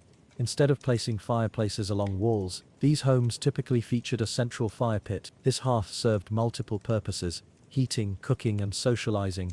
Studies show that these central fire holes kept indoor temperatures between 50 and 60 degrees Fahrenheit during bitterly cold weather, cool by modern standards but sufficient for comfort then. Every part of the home had a deliberate function. Beds were positioned away from chilly drafts. Roofs were sloped just right to shed snow without damaging the thatched grass covering. Houses faced directions that maximized sunlight exposure. Smoke from the fire was routed cleverly to form a warm protective layer that also helped preserve the roofs from decay. The smoky atmosphere inside homes actually doubled the lifespan of grass roofs. Regular maintenance involved adding fresh mud, layering new grass and hanging cloth or animal hides on walls to boost insulation. Villagers followed strict daily schedules tuned to the weather. The period from 10 a.m. to 2 p.m., called high sun, was the warmest and busiest time for collective labor. Records from the 1800s even mention fines for those who skipped communal work during this time. Sleep patterns differed from today's habits. Instead of sleeping straight through the night, people rested in two phases: a first sleep after sunset, waking around midnight for a couple of hours, then returning to sleep until morning. Medical texts from the 1300s recommended this segmented sleep for better health. Food preparation revolved around shared ovens heated late in the morning, around 11 a.m. Archaeological remains indicate these ovens could bake up to 100 loaves of bread at once, while the heat they produced raised the village's temperature by 3 to 4 degrees, combining baking with communal warming. As the day grew colder, tasks moved indoors. Villagers appointed frost watchers, who used simple methods to determine when outdoor work should stop. Evening gatherings served both social and practical roles, as the body heat from people together raised room temperatures by nearly 5 to 6 degrees. For food preservation, medieval communities dug underground storage rooms that maintained a steady 39 degrees year-round. Excavations found extensive networks of these spaces. One Yorkshire village had over 200 such rooms serving about 50 families. These storages were carefully designed with sections for various foods, drainage systems, air channels and moisture controls using water-filled clay pots. Soil tests revealed moisture levels between 85 and 95%, ideal for keeping vegetables fresh for long periods. Root vegetables acted as simple thermometers in these spaces. Frost meant poor insulation, while premature sprouting showed bad airflow. A 13th century manuscript listed over 20 vegetable types ranked by cold sensitivity, creating an early but reliable monitoring system. Dried grass was a vital insulating material placed around stored foods to create warmth buffers. Each layer helped reduce temperature fluctuations by about 12. Records also describe advanced snow packing techniques that kept temperatures stable between 34 and 37 for weeks after nearby snow melted. Documents reveal organized food rotation schedules based on temperature changes, with penalties for families who neglected them. Villagers assigned people to regularly inspect stored foods, a disliked but necessary job to maintain health. Medieval health experts recommended special winter diets, advising daily intake of 4,000 to 5,000 calories during the coldest months. Similar to modern athletes, communities depended more on long-lasting preserved foods than fresh produce.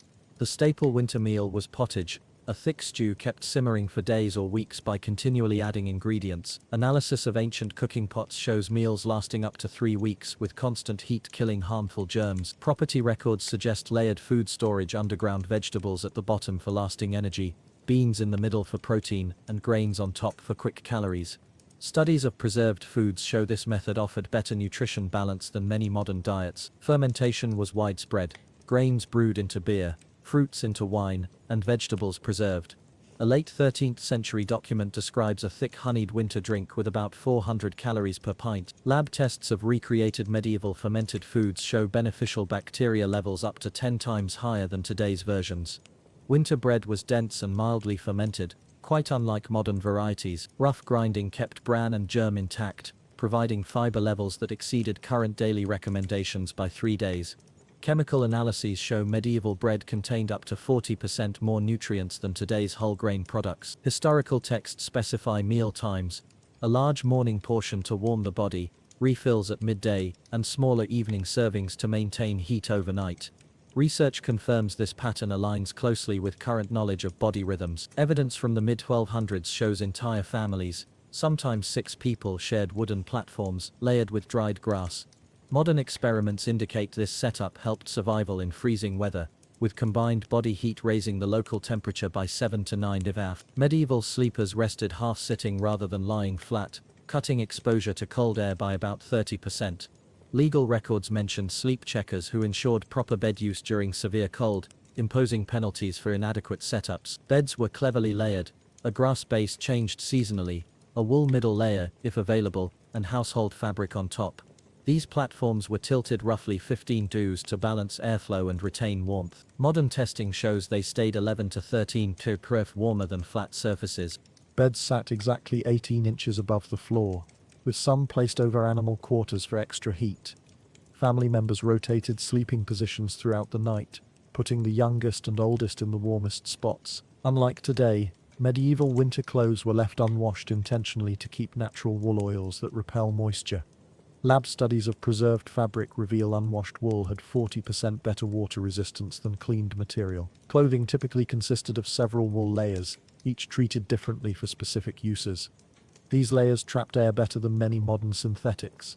Research suggests typical medieval winter clothes could keep body heat for up to 6 hours in freezing weather. Surviving garments from the 14th century show evidence of 12 moss types used for insulation.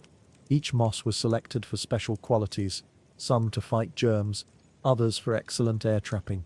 Court records document disputes over moss gathering, highlighting its value. Outer garments were treated with animal fats, mainly from sheep or deer, creating water-resistant coatings that lasted through heavy rain for up to 4 hours. A waterproofing recipe from 2085 details a pine resin and sheep fat mix closely matching modern water repellents, effective for about 3 months. Inner layers often used nettle fibers which provided moisture wicking up to 80% as good as today's advanced fabrics. Although less comfortable, they were very practical.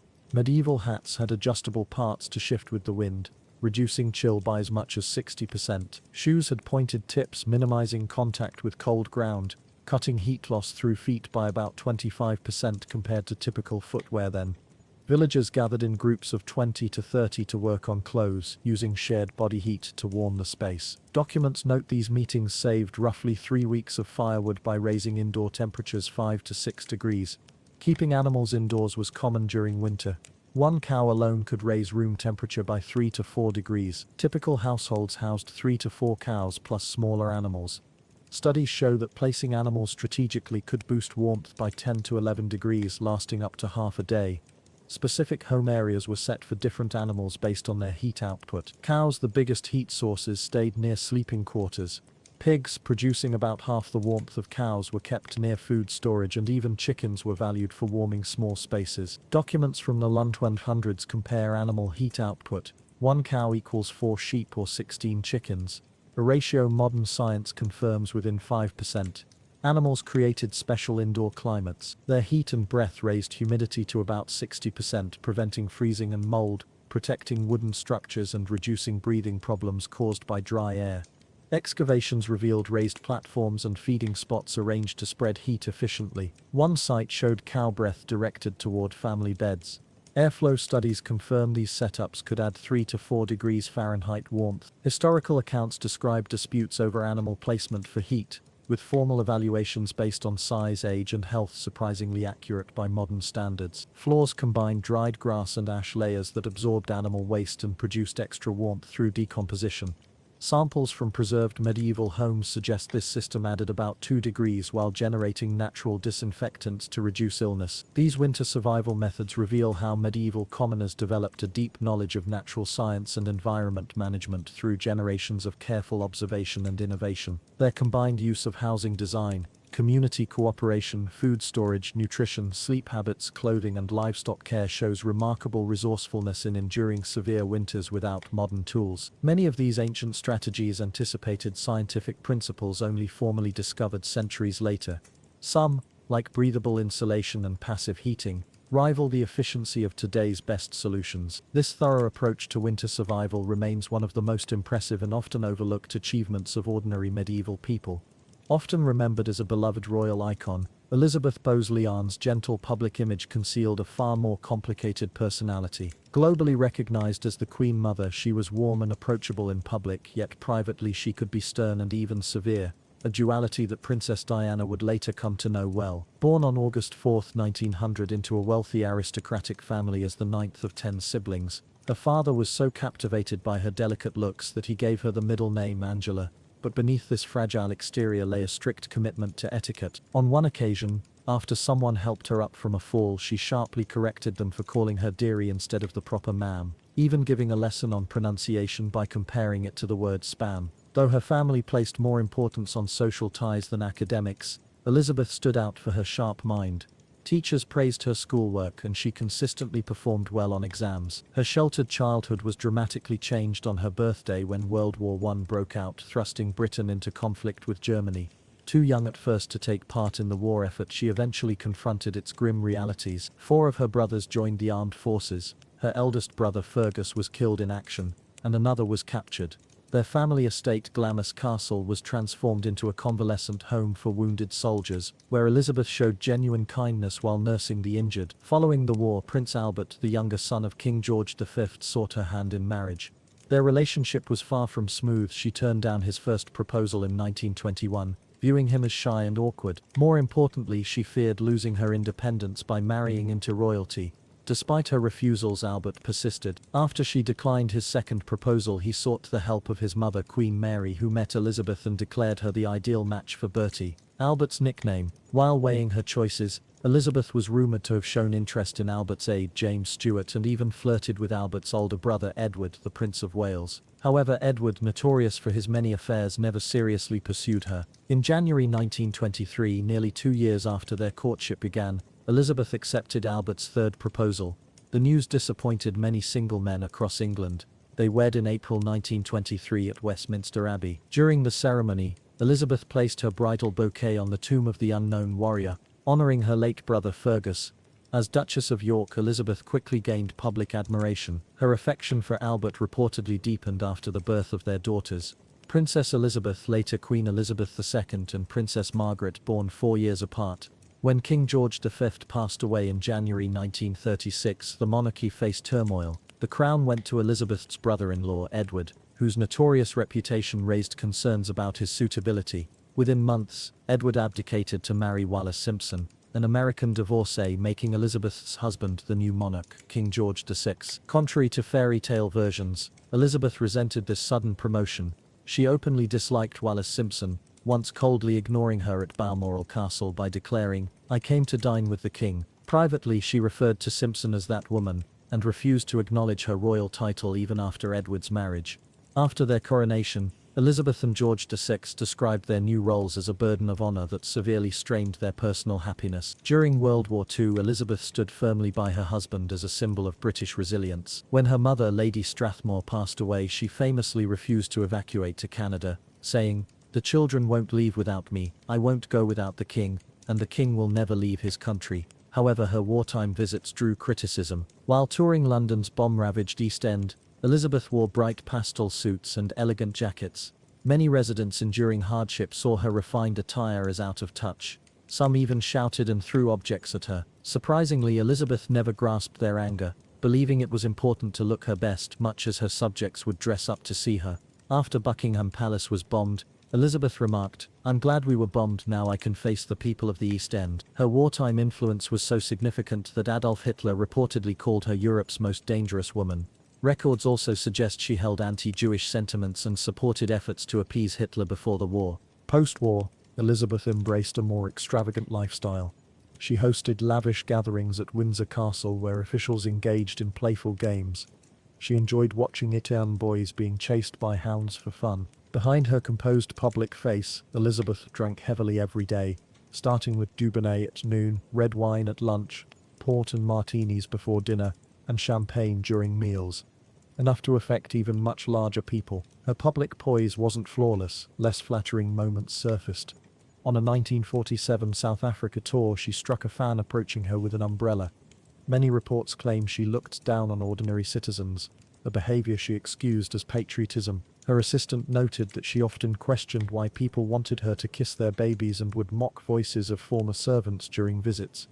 Elizabeth opposed democratic voting in India and supported white minority rule in Rhodesia. Perhaps most shockingly, she once entered a reception for a Japanese prince using a racial slur loudly. In the early 1950s, King George VI's health declined.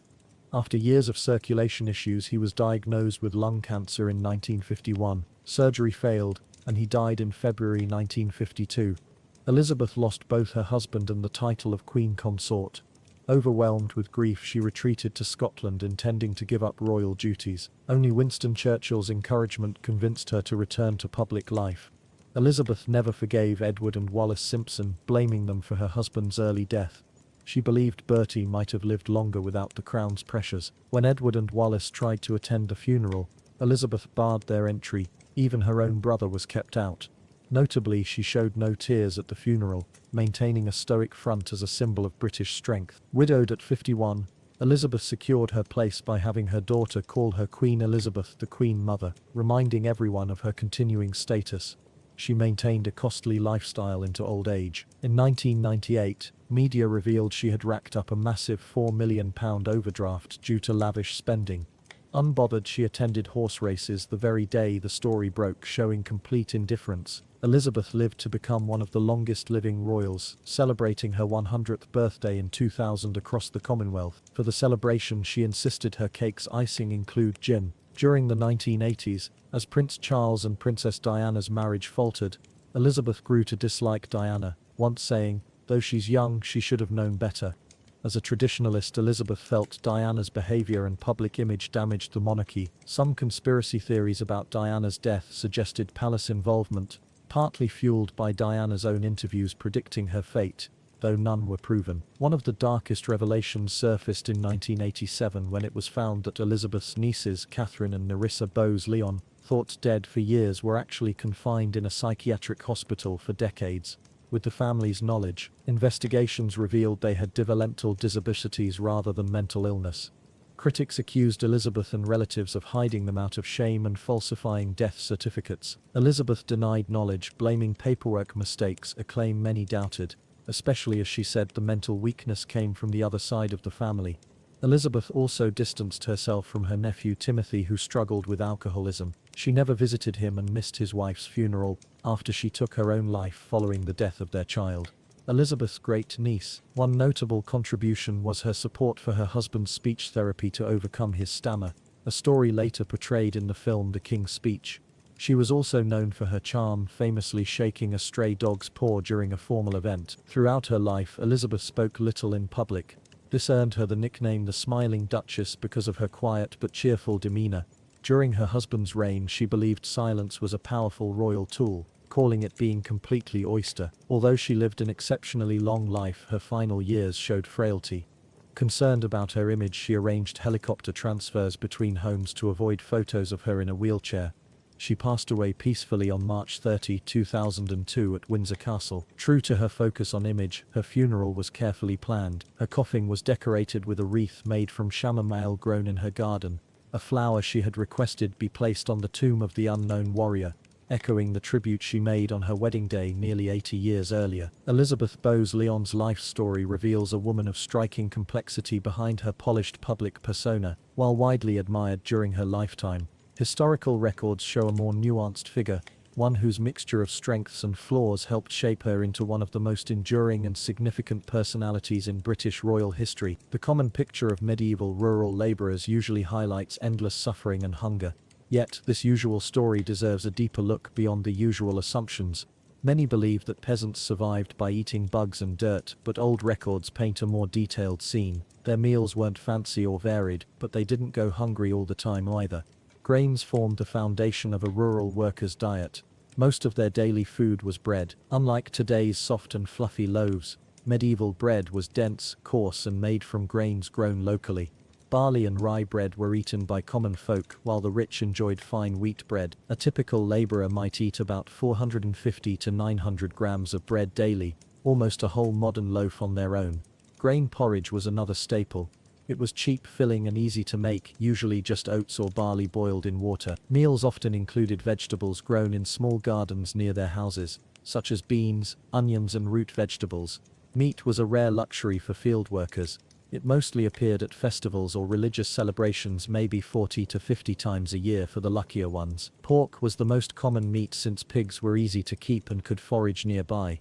Those living close to rivers or lakes could get fresh fish. Others used salted or dried fish, especially on fasting days when meat was banned by the church. Poultry and eggs were important protein sources when meat wasn't available.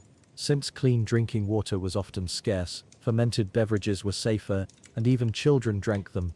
Records suggest adult men drank around 4 liters of ale a day. Medieval ale had less alcohol than today's beer, but after a day's hard work, workers might still feel a bit tipsy, possibly explaining crooked furrows in their fields.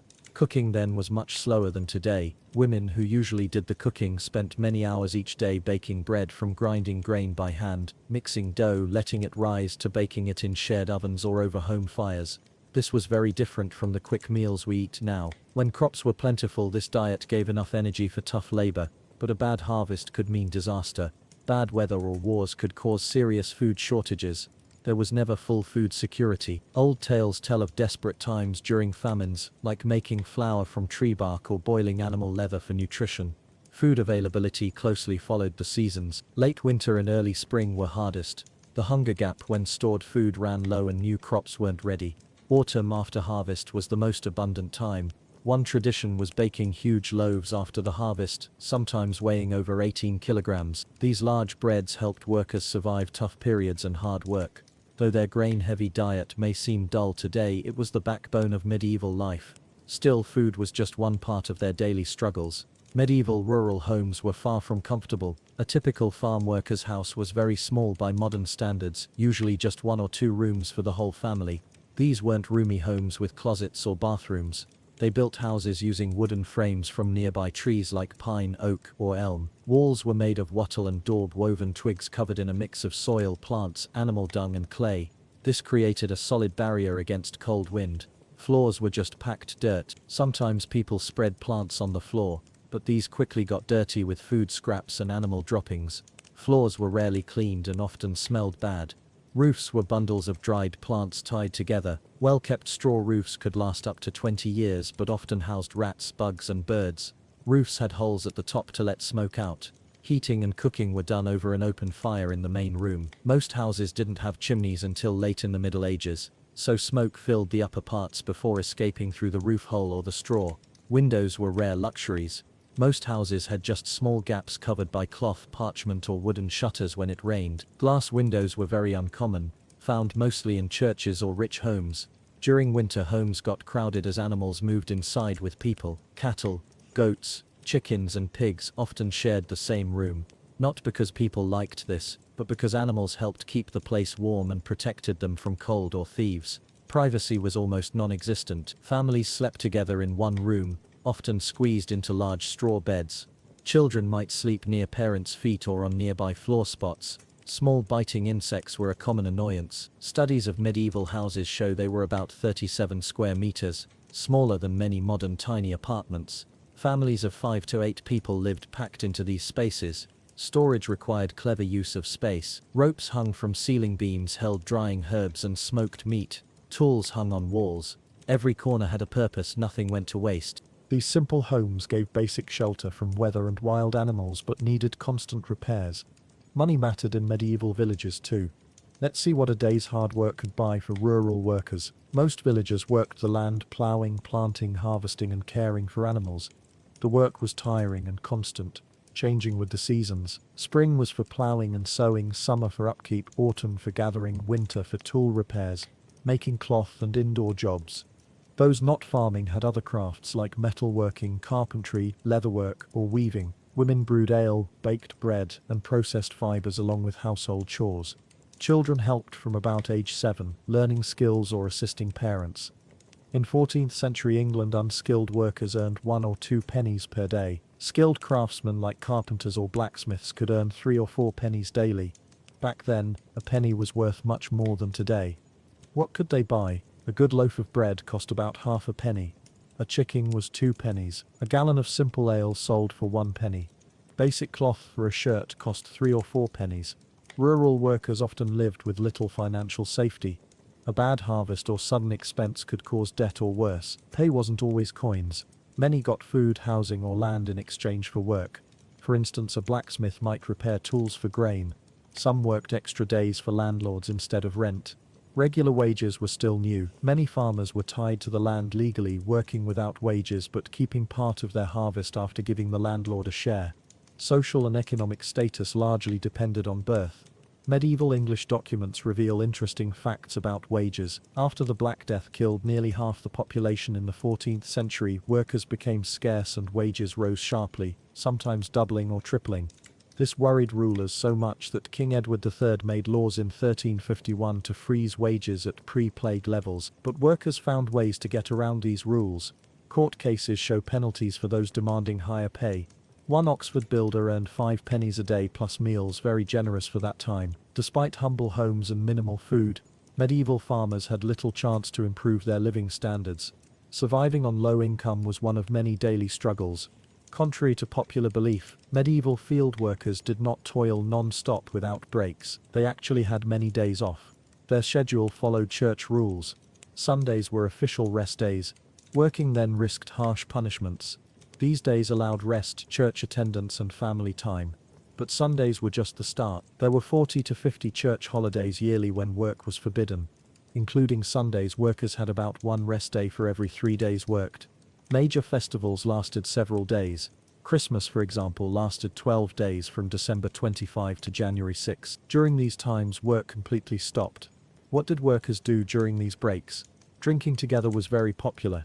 Village taverns were social hubs where people shared news, played music, joined games, and drank homemade brews. Medieval drinking songs might be the earliest group performances, rough, loud, and often about farming life. Physical contests were common too. Medieval football was very different from today's soccer. It was more like wild battles where whole villages tried to move objects between points. Imagine a mix of soccer, rugby and a street fight with few rules and many injuries. Because of their violent nature and distraction from archery practice, important for defense, authorities often tried to ban these games. Wrestling was another favorite sport. Young men showed strength to win prizes or village respect. Records note that some matches caused accidental deaths. For calmer fun, people enjoyed music and dancing. Traveling musicians were rare, but some villages had locals playing flutes, drums, or string instruments. Simple circle dances were common during festivals, involving all ages. Storytelling was key during winter nights. Without TV or books, oral tales flourished. Stories of heroes, saints, monsters, and magic passed down generations. Medieval binge-watching was like an elder retelling the same dragon tales repeatedly. No skipping allowed. These events weren't just fun, they preserved culture and shared knowledge. Interestingly, church records complain that some farmers skipped services to watch shows or games, showing even then people preferred entertainment over duty sometimes. Seasonal festivals marked the year's changes. Spring featured pole dances with ribbons. Midsummer had big bonfires that people jumped over for luck. Harvest brought contests and feasts where everyone shared food. Though historians once thought medieval farmers lived in misery, legal papers, church notes and digs show a different side. They worked very hard but also found joy when they could. These breaks helped communities survive harsh medieval life. Taking time to relax, celebrate and forget troubles was crucial. To sum up, medieval rural workers had a difficult, often uncertain life. Their simple grain-heavy diets, cramped homes, low wages and constant toil were harsh. Yet their many holidays, games and shared celebrations gave them moments of joy and social bonds. This fuller picture helps us see medieval villagers as real people, not just victims of history. They struggled, yes, but also lived, laughed and hoped. California's early environment was marked by towering mountains, dry stretches, vast lakes and long coastlines with pleasant weather. These natural features existed long before Europeans arrived, shaping the lives of native peoples. The state's diverse landscape supported an impressive cultural mosaic with roughly 100 indigenous groups present when Europeans first encountered them. Interestingly, despite living in varied habitats, many of these communities relied heavily on a single staple food: acorns, abundant thanks to widespread oak forests. Some researchers have suggested that ancient California was so rich in natural resources that farming was unnecessary. However, this idea might not fully capture reality. Although they didn't cultivate crops or make pottery, turning acorns into edible meals was a labor-intensive process. Evidence also points to frequent conflict among early inhabitants, with many skeletal remains showing injuries. These populations were large and organized, governed by intelligent leaders and sophisticated social systems. Shell fragments were often used as currency in native markets, connected by extensive trade routes stretching across great distances. Early California's societies were thus far from primitive or simple. No verified traces of human life in California predate the Clovis culture. It's possible such evidence lies submerged offshore where ancient shorelines existed during lower sea levels. Clovis people represent the earliest confirmed inhabitants, with scattered stone tools discovered mainly inland near small sites. Only 2 locations show significant Clovis activity, near Lakes Borax and Tulare. Lake Borax, situated in northwestern coastal California, lies surrounded by mountains, dense forests and multiple rivers. The shoreline is rugged, dotted with cliffs and few beaches. Various Clovis-style spear points and distinctive crescent-shaped tools have been unearthed here. These crescent-shaped artifacts appear widely across western North America but are especially common in California near water. Experts believe these were attached to wooden shafts and used for hunting birds. Some possible Clovis-era human bones come from the Moston site in the northwest, though their dating remains debated, often assigned to roughly 6,300 years ago. Lake Tulare, one of the largest freshwater bodies in western North America, rests in the San Joaquin Valley. Numerous Clovis artifacts found near its southwestern shore represent some of the densest concentrations of pointed tools on the continent. Central California's coastline features low mountain ranges, oak woodlands, and a mix of rocky and sandy beaches. The southern coast, including distant islands, mainly consists of broad coastal plains, oak groves and sandy shores. Numerous Clovis period sites appear along these middle and southern coastal zones and islands. These communities likely used boats, subsisting on seafood like shellfish, fish and marine mammals. Strong evidence of their activity may now lie underwater, hidden by rising sea levels after the last ice age. At Cross Creek on California's central coast, researchers discovered a massive shell midden discarded shells from early residents. It's the largest known shell mound along western North America's primary coast, dating from about 10,350 to 9,700 years ago. Tools for grinding food there suggest small seeds were processed much earlier than previously thought. Many specialists view Cross Creek as solid proof that early peoples entered the continent's interior by traveling along the coast, rather than through the inland Beringia route associated with Clovis ancestors. Further evidence of coastal life comes from Diablo Canyon, where shellfish and fish remains date between 9,300 and 8,900 years ago. South of present-day Santa Barbara, numerous sites indicate marine food consumption. The North Channel Islands in particular were home to skilled boaters. Daisy Cave on San Miguel Island, the oldest known site there, reveals human presence dating back 12,000 years based on shell deposits. Human bones found, nicknamed Arlington Man, date to around 9,700 years ago. Archaeologists uncovered signs of extensive fishing, including 18 fish species, strongly suggesting boat use. Sandal fragments and seagrass cords resemble those used by native groups like the Chumash, supporting the idea that Chumash ancestors inhabited the islands since the early Holocene. On San Clemente Island, the Eel Point site features a large shell heap from roughly 10,000 years ago. This location also provides the earliest known evidence of boat construction in the region, dated to about 8,000 years ago. In Southern California's coastal zone near modern Los Angeles, early human presence is documented at the Harris site. Comparable artifacts throughout Southern California belong to what is called the Western Stem tradition. As the Holocene epoch began around 11,700 years ago, bringing warmer, drier conditions, the Clovis culture inside California evolved into the Western stemmed style. These tools include crescent shapes, large stems and distinct points, dated between 10,000 and 9,000 years ago. Near the end of the Pleistocene, many groups fully exploited the numerous lakes that once existed in western North America, using stemmed points and relying on wetland plants, fish, shellfish and small animals. Evidence also shows seasonal trips into the Colorado Desert for hunting and gathering. By 8,500 years ago, the interior had become drier and most lakes disappeared except for a few, such as Lake Tulare. California's eastern border features the Sierra Nevada and Cascade Ranges. The Sierra Nevada is primarily bedrock, with broad foothills on the west and steep eastern slopes. Most rainfall occurs in the foothills, feeding rivers flowing into the Central Valley. The Cascades, though lower in elevation, have many rivers also draining into this valley. Few signs exist of human life in the Sierra Nevada during the late Pleistocene and early Holocene, except at the Skyrocket site in the Sierra Nevada foothills, 40 miles east of today's Stockton. Items there dating between 9,400 and 9,700 years ago include stemmed and side-notched points. Numerous grinding tools represent the earliest known in the area. reflecting a shift from the nomadic Clovis lifestyle. Around 9,000 years ago, warming climate caused lasting changes to California's plants, animals, and human behaviors. Grinding stones spread widely and stemmed points gave way to side-notched ones. Along Southern California's coast, scrapers and chopping implements are common, while stone points and animal bone cuts are scarce, indicating a gathering-focused survival strategy with less hunting and fewer crafted stone points. In Northern California's early Holocene, stemmed points, crescents, blades, and grinding tools appeared near Lake Borax. These communities relied on hunting, gathering, and seed processing. In Southern California, the Encinitas style dominated, combining seed processing with hunting, bird catching, fishing, and shellfish collecting.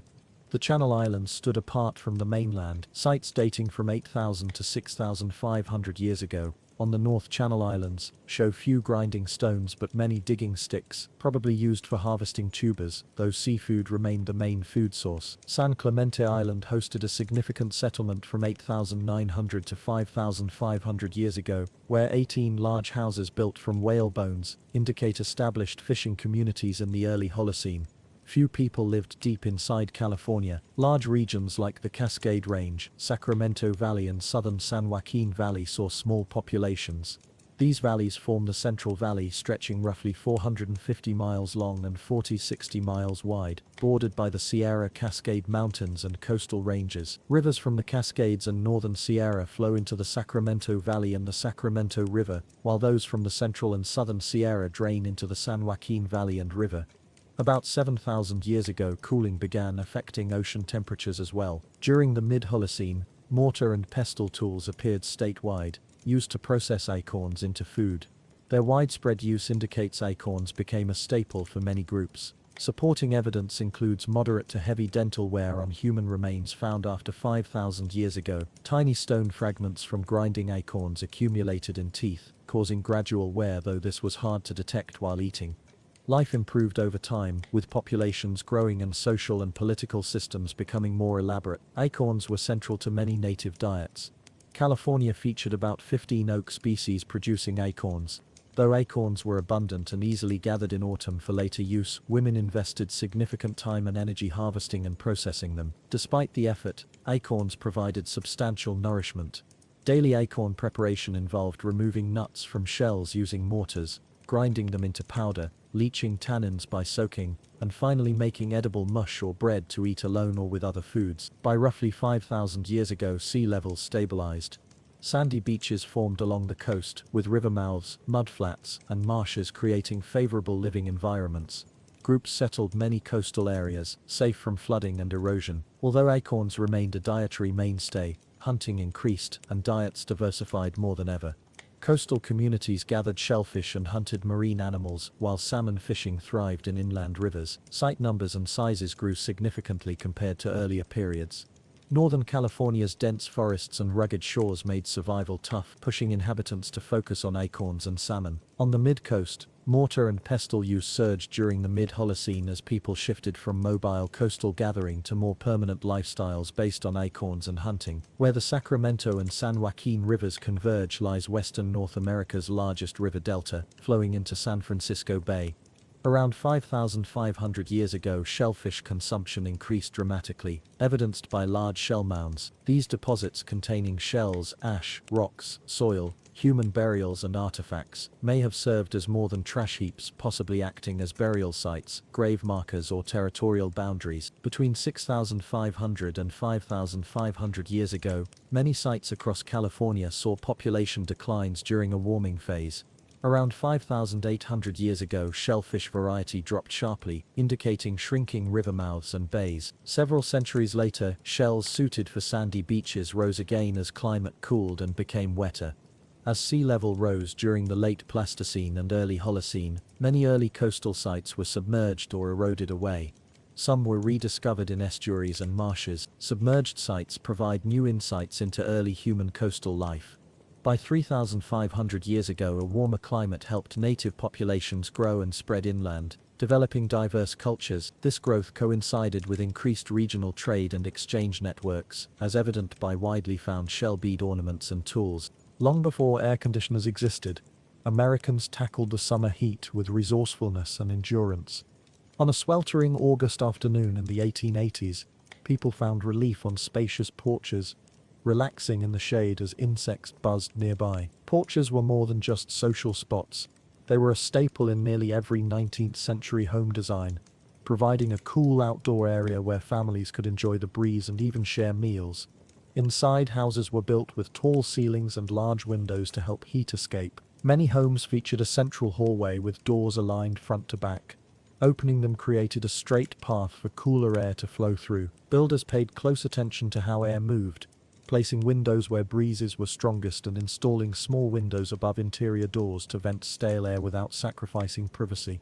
Before electricity, airflow was crucial. Homes themselves acted as natural cooling systems. To shield from the harshest sun, people treated their houses like living things, opening, closing, or dressing them depending on the weather. Heavy winter curtains gave way to light white drapes during summer, which allowed air to circulate while softening sunlight. Exterior shutters were tightly closed midday to block direct rays but later opened partially to let in cooler evening air.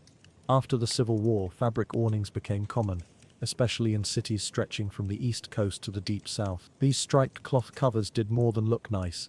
They kept sunlight off windows and lowered indoor temperatures noticeably. Landscaping also played a role. Large deciduous trees were strategically planted to shade homes in summer and loose leaves in winter to welcome sun. In warmer climates, houses were often raised on stilts or featured broad overhangs and open central walkways to encourage airflow and lift living spaces above the hot ground. Every detail from high ceilings to roof vents worked together to push heat upward and away. Some grand homes even had rooftop cupolas with small windows creating a chimney effect that let hot air escape. City row houses took a different approach. Their thick stone walls blocked heat, while narrow gaps between buildings allowed for some air movement. Whether in a mansion or a small urban flat, the goal was the same: use clever design and airflow to fight the heat.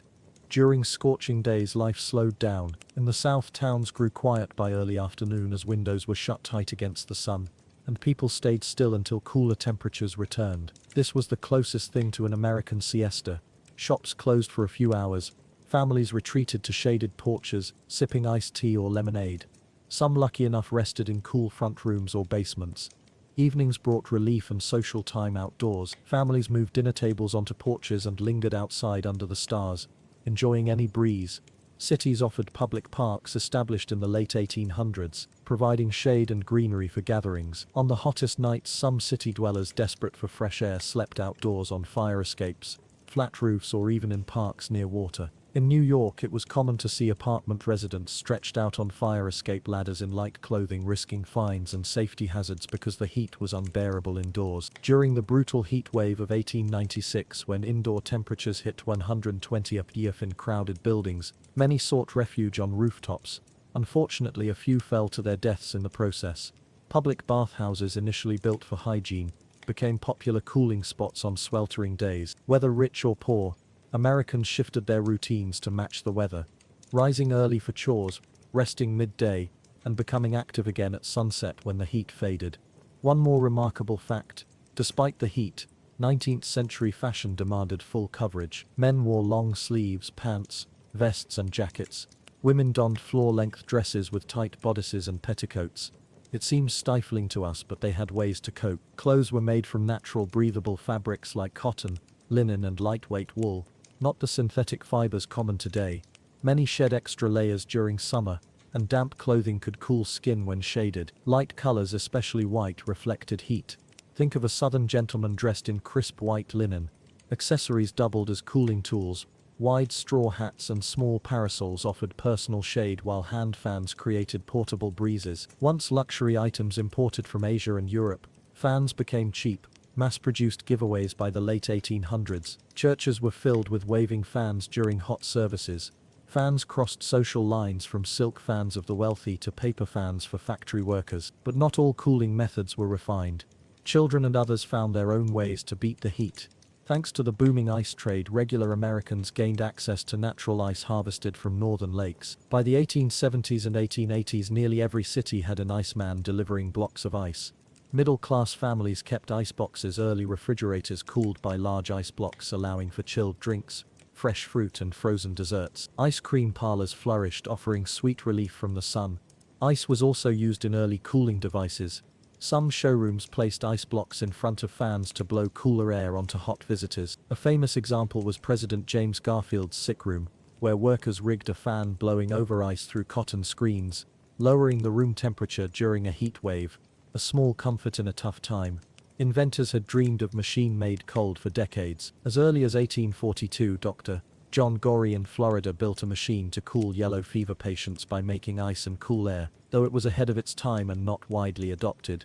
It wasn't until the late 19th century that technology advanced. In 1887, Philip Deal, an engineer for Singer, attached a fan blade to a sewing machine motor and mounted it on ceilings, one of the first modern ceiling fans.